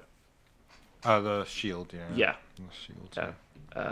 But I think that's fine. I'd prefer them to have +1 save. Yeah. Well, they lost 2 things on the save thing, but then they got cheaper to make up for it. So yeah, I think. Top Doko says, how is it possible that every dwarf unit has been hard nerfed when dispossessed to a bottom tier army? Listen to Dan and Supervise later, because I think he's got his thoughts on how they got hit. I think he thinks that it's in a good place, but I personally don't agree. But it's worth listening to. But they lost their ability to save against magic. Also, why don't you have 2 wounds? Fire Slayers have 2 wounds. Why do Ironbreakers not have 2 wounds? No, dwarves. Why do Warden not have 2 wounds? Don't know. Yeah. Like, why? Well, obviously there'd be more points. I don't know. Okay. They're not pointed that way, but yeah, fair enough. Okay, yeah, they're not. You're right. They're not pointed like having 2 wounds, right? Yeah. So they are cheaper. That's a really good point. So the Hurricaneum is 220, Luminox 210, and the Luminox for 210s I don't think is too bad. Doing D3 mortal wounds in a line at 30 inches. I'd take the wizard version, but still. Steam Tank is 210 points, and it is battle line if you have the Steam Tank hero as a general. The commander guy. Yes. Not that good, but okay. Demigryphs are 180 points, and battle line if the general is a free guild. Flagellants are 80 points, 280 points for 40 if the battle line is general is a human. It's kind of interesting. Are you a human? Great swords are 160 points, or 420 if the battle line general is in the free guild. But anyway. And they're quite good. They do mortal wounds now. They took mortal wounds off executioners because executioners were winning loads of games, and then they put it onto great swords. Frostart Phoenix itself base is 220, but why would you ever take that without it having the character to ignore wounds on a 4+ as well? Yeah. For an extra 80 points. How do they think that having a 4-up damage prevention roll is only worth 80 points? I don't know. And Flamespire Phoenix is 200 points, which is a cool 200 points for that. I'd like be tempted. Tempted, are you? Yeah, I'd be tempted because it's an extra 100 points to take the anointed version. But I almost awkwardly want the Flamespire Phoenix to die. Plus, I love the idea of running 4 of them. So 800 points, not particularly good, but they fly over stuff, do D6 mortal wounds. It's kind of cool. Yeah. Kind of cool. Cool. Provoke Tree's right. This is racist battle line. And also, the Cryptis is 170 points, which is 110 points more than it should cost. The Hydra is 170 points, which is 165 points more than it should cost. But they are battle line if they're in Anvil Guard. Blackguard are 140 points for 10, which is pretty good. And are they still the same as they were before? 3 3s minus 1. Yeah, they're great. Yeah, 140 points. And battle line if the general is Darkling Covens. Oh, I'm so sorry. Is a Sorceress on Black Dragon a Darkling Covens unit? Yeah. So if I can have a Sorceress on Black Dragon in a Halahar army, and then I can have Blackguard as my battle line. Yeah. Sorry, what did you just say? Did you just say that I'm having a great time playing Warhammer? Oh yeah, you did. All right. And then Squadron and Chariots are 60 or 150 Nath for 3. That's right. I take them in squads. Cool. The Blackguard, by the way, were 140 points for 10. And again, battle line if the general is Darkling Covens. Dark Riders are 110 points or 360 points. Battle line if the general is a Shadowblade. Drakespawn Knights are 170. Battle line if the general is Order Serpentis. And Drakespawn Chariot is 80 points or 210 for 3 if the battle line is Order Serpentis as well. Squadron Gyro Bombers, Nath. Can take them in squadrons. You can take. Yes, we finally got there. 80 points for 1. Although, why would you never have a squadron of 3? Yeah. 210 points. Plus, they can have their, like we talked about, if they're in Grey Water Fastness, their clatter guns can do more. Like, they're genuinely great anti-horde units. And then you've got the Gyrocopters, 70 points for 1, 180 points for 3 Gyrocopters, Nate. Yeah. You finally can take your 9 Gyrocopters. That's great. Yeah? You're going to be flying around all over the shop. I actually think that for the Dispossessed, the Gyrocopters / Gyrobombers were the biggest winners. They're not dispossessed. Oh, sorry, they're Iron World Arsenal. They've literally got a dwarf inside flying the helicopter. They're Dwarden, but they're Iron World Arsenals. Okay. Hammerers are 140 and 360 points for a unit of 30, which is pretty good. Great, yeah. And then battle line if the general is dispossessed. Yeah, and they've also gained the Executioner thing, which the Executioners have lost. That mortal wound in addition. In addition. Hammerers have got mortal wounds in addition. Yeah, let's actually talk about... and they got +1 attack with their general. So that's great. So got 3 attacks each. So more chances to do that thing. Should we talk about the Gyrocopters? Yeah. So you take a squadron of 3. So they move 16 inches. They got 4 wounds with a 4-up save. They used to have a 5-up save? No, 4-up save. Okay, so 4-up save. They are bravery 6 though, so having them as squadrons is a bit risky. Yeah. However, their brimstone gun is 16 inches, 3s, 3 attacks, 3 3s, rend 1 does 1 damage. So that would be 9 attacks, 3 3s, rend 1 damage. Yeah. And they move 16, so 32-inch effective range, even longer if they're in Grey Water Fastness. However, the steam gun missile is 3s, 4s, rend 1 does 1 damage, and is a 6-inch range. But you pick an enemy unit within 8 inches of the attacker model. The attack characteristic of that model's steam gun is equal to the number of models from that enemy unit within 8 inches of the attacking model. Yeah. And I just think it's a great utility piece. Every army can put in a unit of 3 of these guys, depending. I mean, you could put them in individual 1-drops, right? Yeah. If you wanted to, which is a really nice kind of like, you know, when you're doing deployment, you go, Gyrocopter. Yeah. Gyrocopter. They're like, ugh. Like, so you can deploy really well. But yeah, you could just melt a horde, right? Yeah, if they're in a unit, you've got a better chance of melting a horde with them because you got so many attacks suddenly. They're like decimators, that sort of thing. Yeah. But they're more mobile than decimators. Yeah. And also, if you potentially, you can increase the range of the steam gun from 6 to 9, but you still have to always be within 8 to do the damage anyway, right? So you'd be close as it is. Yeah. But I think that they're a big winner. And also you can do bombs once per battle. After this unit has made a normal move, pick an enemy unit, roll 1 dice for each model in this unit. It's passed across, and on a 2+, that enemy suffers D3 mortal wounds. So it's not the unit you hit, but the unit you've got. So if you've got one gyrocopter, you would roll 1 dice. Yeah. But you could, once per battle, be doing 3d3 mortal wounds, which is great, right? Kill the support character, clattergun the horde. What do you think? Yeah. The gyrocopters look interesting, definitely. They're cheaper there as well. And the bombers can drop their bombs as many times as they move, which is good. They don't have the steam gun, but they've got their clattergun extra shot. Yeah. The clattergun. Yeah, so 4s, 3s, Ren 1 damage. They've got 5 wounds, the gyro bomber as well. They've got extra wound. Yeah. Personally, I think the gyrocopters are going to be a unit that a lot of people take because it's just a great answer. You know, I've got my elite. Definitely would think about putting them in Hallowheart. I'd have all my mortal wounds output dealing with like big monsters and characters and units like that, and then just be like, cool, I need to deal with hordes. 210 points and win. Yeah. Well, 180 if you take the gyrocopters. They're the ones with the steam guns. So yeah. Oh, okay. 6 inches is the old range. Okay, the app is apparently wrong. The gun is 8-inch range. 8-inch range. Okay. Well, why does it say 6 then? That must be what it used to be 6. So, but if they keep saying 8, then it must be 8. It must be 8. Shadow Warriors are 110 points, and Battle Line, if there's a Shadow Blade. Iron Drakes are 150 points. Yeah. Do you know what? 90 Hammerers is not fun. No. I don't want to play 90 Hammerers. They're quite scary. It's 1,000 points of being really, really tough with the general. That's really good, actually. Yeah, hammers are great in a fight now. And then Wildwood Rangers are Phoenix Guard are 160 as stated before, 420, and could be Battle Line. Shadow Warriors are 110, and General is Battle Shadow Blade. I think I said that. Sorry. Wildwood Rangers are 130 points. Battle Line if the General is a Wanderer. Sisters of the Thorn are also Battle Line if the General is a Wanderer, which is interesting.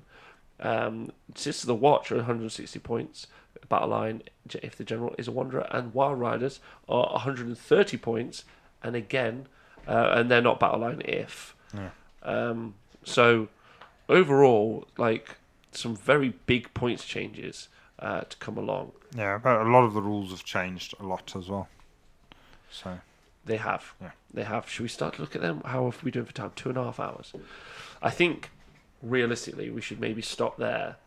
Get your initial thought, because it's so much to go through. Like it would be another, I think, at least an hour talking about those, and I would prefer to be able to like do them justice before we did the show.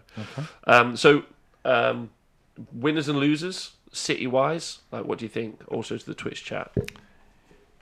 Yeah, I think there are 3 cities that are really quite interesting. The magic one, if that's your thing, the Hello Heart one. I think the living city is quite cool. I think the living city is really interesting. As like an ambushing type army, again, if that's your style. And then actually, I think Tempest Eye and Hammerhall are not too bad either. They've got interesting combat combinations in there, so yeah. And then if you like guns, great for fastness. Phoenicium is, I think Phoenicium is really strong. Probably going to be a really strong thing. I mean, especially if we saw quite a few Phoenix Guard armies doing quite well in the last thing of AOS. We did that last season. So, and this has just made them better. So those armies can come out and just carry on doing what they were doing, but do it better. Yeah, even I think they're better. Yeah. They're better, and they also had a really solid win rate beforehand. Anyway, Yeah. like they were particularly strong. I think also Phoenix Guard people just need to understand just how strong they are. We didn't even talk about, like, again, if you've never played against a Phoenix, it's got an aura that makes stuff -1 to wound. So those Phoenix Guard we were talking about with 4-up saves, 4-up ignore destiny, 4-up DPR, they're immune to Battle Shark, like, are also -1 to wound. Yeah. Like, they're just really good at holding objectives, and it's objective play game. So an army which is just full of blocks of them and Phoenix is running around doing stuff. Well, they're not going to like 9 gyrocopters hitting them. Pretty scary. Well, I mean, it sounds like the bullets will just bounce off them. Ren 1, yeah, but they'll die. You'd kill, but no, maybe One. Yeah. And then they'd heal it back next turn. I think the most obvious, and again the power build seems to be Halahar. But as pointed out, like, do you have the spells? Like, if you're playing a tournament that's using In the realm rules, then you're having a laugh. Yeah. But not all of those are particularly like fantastic. Still. But if you're using them spells as well, they're really good. They're all empowered, so it really does seem like, why wouldn't I at this stage take that? And it's super cheap. Like, the sorceress is cheap as a caster. The battle mages are cheap as casters. So you've obviously also got your stormcast wizards as well. So if you wanted to ally in your stormcast wizard and do Comet, like, that's a ball buster. Yeah. You know, of a spell. So there's just some, I don't know. That's really strong. Then I think Living City to me stands out. I think there's probably some smart Tempest Eye builds as well. Yeah. But again, I feel like they're relying on the ability to fly. Maybe no, that's the other one. Sorry, Yeah. I just don't think I don't think they're going to win because they might not have the bodies put out. I don't know. I think it's an interesting one. But it's an amazing book. Yeah, I think there's with wide options, yeah. but some proper over the top stuff. I think the Phoenix stuff seems proper over the top, but I don't know. I'm excited to get my teeth into it more. Like, we've had it for half a day, like, and it's just you know. Well, a lot of this I've only just heard on the show, really. So yeah, it's because I'm about to hear stuff I have no idea about, so I can't wait to hear about it. Or you can tell me some stuff, but we're gonna have a small little chat now. About Warclans? Yeah, the Warclans. The chat, Bugtastic Guy says, I agree. City's book will be so much fun, so many options. Asrank says, everyone won except Swiftwalk Agents. And Jazzy says, it's a really cool book and everyone has some use. I don't agree with that. Neither the War Hydra or the Charybdis are particularly good. And also, the executions just took a nerf for no particular reason.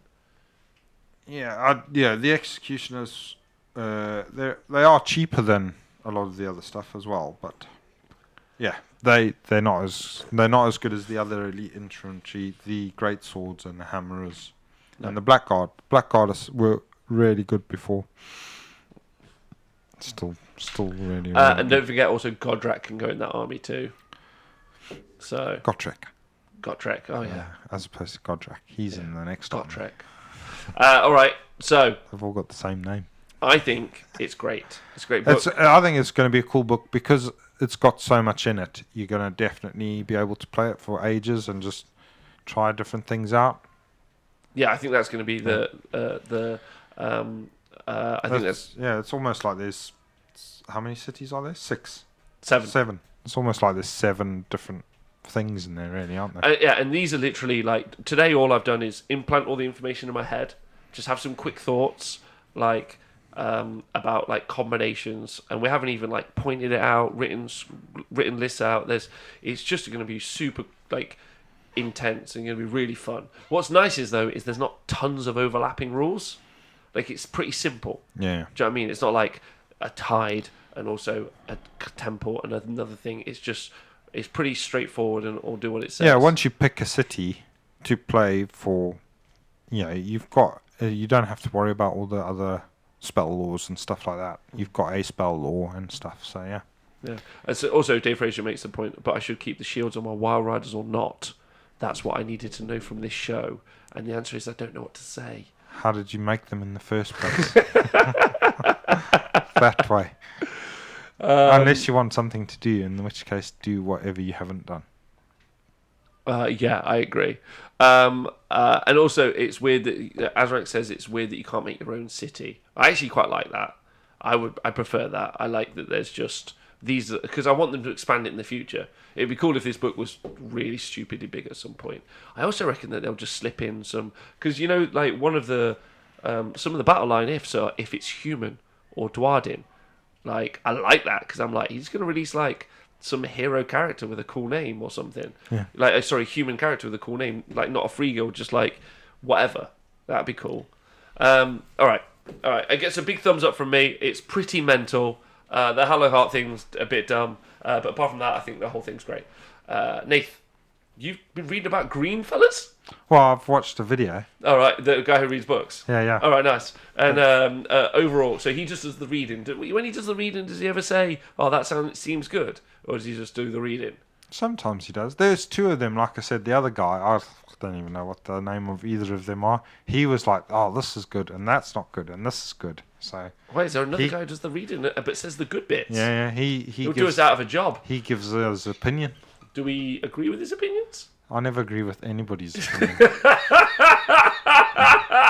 Especially that guy. In fact, he did. Especially that guy. All right, good. All right. He's done a battle report as well. So, but I didn't. But you don't agree with him already. I didn't watch it. So all right. I've got stuff to do in the day. Everyone read between the lines there and what Nathan's saying. All right, Nath. So, what's overall from what you've heard? So, Iron Jaws. Yeah. Are probably faster or just as fast as they were, so they're going to be like shit off of a shovel. They're going to fly around the place. That analogy is always great because I'm like, how much shit were people shoveling for people to come up with that as a phrase? Not only did it come up with it as a phrase, but notice it went off fast. It does, really flies off. Continue, please. Yeah. So, so they've got the wire thing. Now, I'm not sure if it's once per battle or if it's every turn you can do this wire thing. Nor the guy who reads the book. Because he said one thing one turn and then the next thing the other turn. But so that's the way you can. So you can get attacks. You can't stack attacks anymore. What? But the war chanters are. Well, that's literally all Iron Jaws players knew how to do. Yeah. Well, now there's other pictures. No, but there's one command ability in the whole army. No, there's loads of command abilities. What? So it's great. So obviously there's the. There's no obvious. You had one ability. A guy ran forward and he said, "Are you going to war now?" And the destruction player frothing at the mouth and go, "Yeah." They've basically given you the chance to be able to give your whole army the Iron Fist move as well, which is great. With that mad as heck, whatever it is, rule where you can wound your own units in your hero phase, puking on them, and then they'll move D6 at the end of the hero phase. At the end of the hero phase, at the end of the phase that they're wounded, so you could teleport them, move them D6, and then charge them. And then charge them. Wow. Later on, maybe something like that. Wow. So that's great. I think they've done so Ard Boys have changed a lot. Okay. But they've changed the most probably rules wise. So they've got 2 attacks each now. They've got 2 wounds each. Then 90 points for 5. They always had 2 wounds, didn't they? Yeah. And then 90 points for 5 now. So little blobs of 5. It's more expensive, isn't it? Yes, but they're better because they hit on 3s now instead of 4s. Okay. And wound on 3s. They've only got 1 attack profile, so that's better. Okay, good. Doing 1 damage, but War Chanter can make that 2 damage. Wow. So War Chanter adds +1 damage. Yeah, and then there's so many ways to get +1 to hit, like the war bosses. And there's loads in this as well. Like in the free series, they really are worried about. Is it because they don't want people to miss, boy? They want you is to it because hit. -1 to hit was like a big deal 18 months ago? So now they're like, yeah, +1 to hit, and we're just catching up. You can have +1 to hit. Yeah, you can have. To be honest, it's better than rerolls. So I prefer it. No, that's great. Yeah. So yeah. So it's quite interesting. I don't know if they're better. So they've got they're more expensive, and then everything else got. I think the grunters are about the same. The brutes got loads cheaper, so that's cool. I think everything's viable. It's interesting. Battalions have changed a fair bit.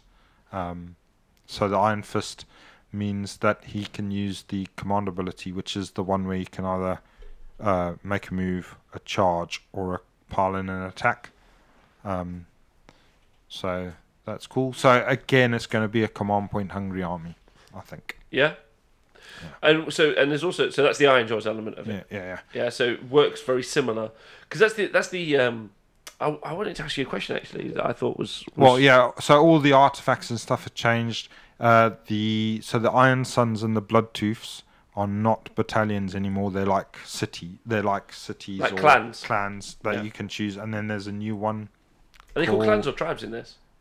Something. Clans. War clans. Let's go for war clans. And then and you don't have to take them. You can take your own, because they, like the skyports and stuff, they choose which artifacts and abilities you take. Yeah. So you are set down a certain path, but some of them are quite good.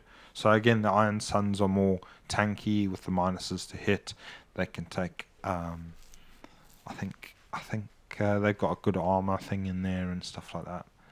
Bloodtooths are fast still, so that's good. And then the new war channel. The choppers. The choppers, yeah. Thanks for jealous. They are. I don't know. I think you can make quite an interesting magic build with them, but I'm not 100% sure. Really? Because actually, that was what was going to come up. Again, talking about the heats this weekend, seeing that poor Iron Jaws fella get his face kicked in, and Tio's not actually announcing what event, what scenarios are ahead of time. Like Iron Jaws have always been that army that have always had a wizard. Maybe they've had a fungoid ally as well, right? Yeah. So like maybe 2, like and 2's pretty much as I'd say average. And there are other armies that have an issue as well with this exact thing. But just turn up with your army that's got 1 caster and then it's 3 places of arcane power. You're like, oh, damn it! So I was really hoping that they'd force. You know what they've done with the Steam? So if you guys haven't seen with the Steam Tank in Free Cities, so they've just got the Steam Tank, and you can just have it be a character now. Yeah. I really wish that they'd just do the weird Knob Shaman, and then just do a named one, and just give him some extra abilities. Do you know what I mean? So there's more magic in the army. But anyway, yeah. So So the weird Knob is interesting.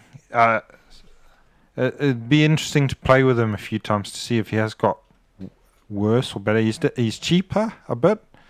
He's lost the pluses to cast though, which is a bit of a. And is he still only a 1-cast wizard? Yeah, but he's got an interesting rule that he can always cast his other spell if there's 10 or more dudes around him, and that other spell is the thing that sort of does it's the green puke spell. So that's the thing you can use to give you the extra move. Right. Unless you want to target the enemy if they're close enough, but it's short range. So I think that spell looks like it's mainly there to give you effectively an Iron Fist move. Okay. But it lost Foot of Gork. Yeah, Foot of Gork's gone. That's the best bit. So it's lost. That's the best bit.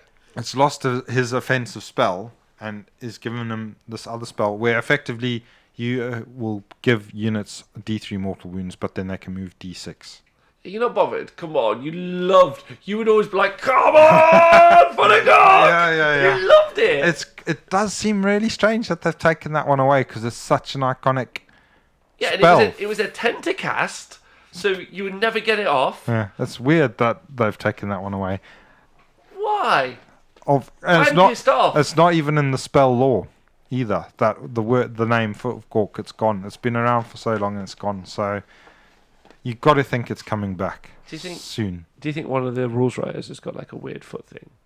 Like, you know how I don't like people with flip-flops? You've got a weird foot thing. I just don't like people with flip-flops. It's just weird. Like, so do you reckon... Come on, do you reckon he's a bit like, feet make me feel sick? No, because look at all the other dudes. They're all There's no other barefoot. There's no other foot spells. No, but there's no loads of bare feet fire. flapping about all over the mortal realms. I mean, that's the miniatures guys. Maybe the rule guys can't... Azrak makes a good point. Maybe it's coming in as an endless spell. Yeah, that's what I'm thinking. That they must be saving that name for something. Yeah, but there's no actual... Oh, yeah, there's no endless spells for the Uruks. No. What the flip? I'm mad as shit about that. What the flip-flop? What the flip-flop? I want one green foot. Yeah, it's got to be turning up at some point. Green foot. Malign sorcery. Orc sorcery. It's got to be turning up at some stage. A difference is to sell it back to us in Malign Sorcery 2, which contains army-specific spells. Yeah. Yeah, it just seems strange that one. It's such an iconic spell is gone. So, but the spell lore is quite interesting for them. Same one, isn't it, from the General's Handbook? Slightly different here and there. It's got some cool little burst, like assassination type spells. It's got the Hand of Gork is obviously the best one. Hand of Gork. All right, yeah, the big Hand of Gork. Yeah. All right, okay. And then Bone Splitters. I'm not as clued up on them as Playtest around me getting buffs. As Angels. Did I say that out loud? Sorry, had an internal thought that I said with my mouth. They look great. Loads of movement stuff there as well. So the interesting thing about Bone Splitters, previously they did tons of like weight of dice stuff. They gave you like 30 dice here or 40 dice here or 720 dice here or there. But you were like, okay, they don't have any rend. But now I've seen that there's a clan where you can ignore modifiers to saves. Yeah, but if you've got no rend, that's useless. If you've got no rend, yeah, that's that good. That doesn't help you. That doesn't help, but it ignores after damage saves. Yeah. So that does help you. That does help you. It seems bonkers.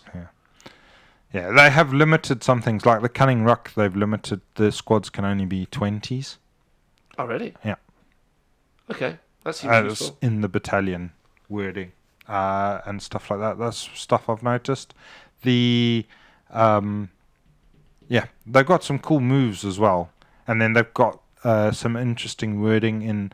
So, like, if a 6 explodes into 2 attacks, then they said, and you've got another source of that same sort of thing, that also it all accumulates. So you can have.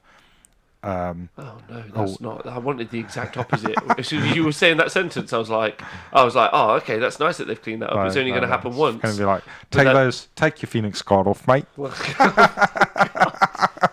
the exact opposite of what I was expecting. It's like, when you've got 2 overlapping rules, you don't want them both to happen at the same time. I was like, yeah, fair point. You're like, no.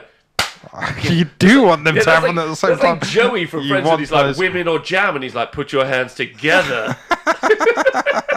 Exactly.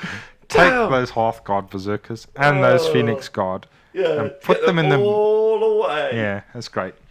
So they've got some interesting war clans. So the Drakefoot is obviously the one that everybody's looking at. But yeah, some cool stuff there, I think. And then you've got the combined one, which again, it looks interesting with the points. Again, I'm not sure if it's going to be how playable it is. Need to get hold of the book, really. Yeah, we will. This is just we're super lucky that the information has been able to come to us like ahead of time. Yeah. So we've given our rough thoughts. Personally, I think Bone Splitters is a better part of that book because you've got more bodies on the board. It's more flexible, I think. But I think if you pick an Iron Jaws army and you decide on a style of play, so you can say, I want to go and hit stuff really hard, I think you're going to have the speed and you're going to be able to build up combos with the buffs to be able to fulfill your wishes. I'm not to be a dick about it, but let's say you pick up an Iron Jaws army and you stated and you wanted to, let's say as a playstyle, go and hit stuff really hard. Super interesting. I'm really wondering what the other playstyle is, because I mean, you can. I was like, oh, what playstyle is he going to say? Hit stuff, all right, yes, sweet. What's the second one? The other playstyle is not pick up an Iron Jaws army, play something else. No, no, I think you can make a fairly tanky one, and there are ways that you can make quite interesting MSU ones as well. I think. With loads of little units of like 5 Ard boys running around doing things. So, yeah. Cool. All right, sweet. All right, well, more on that next week. I'm very excited about that, personally, as we do deep dives. With the volume of with the volume of information coming out, I actually don't think that... I think these are great wrap-up shows. Yeah. So I actually, if you're podcast listeners, especially... get ready, because I'm actually going to put out a bunch of extra shows where I kind of deep dive, and I'll probably just have to do this on my own. I don't think Nathan's free in the next couple of weeks, and I'm going to do some deep dives on those. Just narrow down, start to look at Arminus and some other stuff as well, so you guys get more content coming out from us, because it's just a huge volume of information, and I don't think it's long before we get the next 3 battle tomes, which we know that there's the Ocearch Bumblebots coming out. We also know that there's the More Tribes book coming out. I have sneaky suspicions of a Chaos book coming out. So there's a lot. Wait, is there anything else? yeah, I mean, there's loads. And that's if there's a winter FAQ coming out, and we've got the stat show coming out back in a couple of weeks as well. So there's loads of stuff. So I don't think I'm someone who likes detail, so I think I'd like to put that together. So potentially also KO, but I don't think that's this year. I think that'll probably be more like next year. By the way, can't wait to see how powerful my Tzeentch army gets next year when it gets a book. Because currently it's being outclassed by a bunch of paltry human beings. It sickens me. Paltry human beings? Nah, they're not paltry. Also, I've always been a Hallow Heart player from at heart.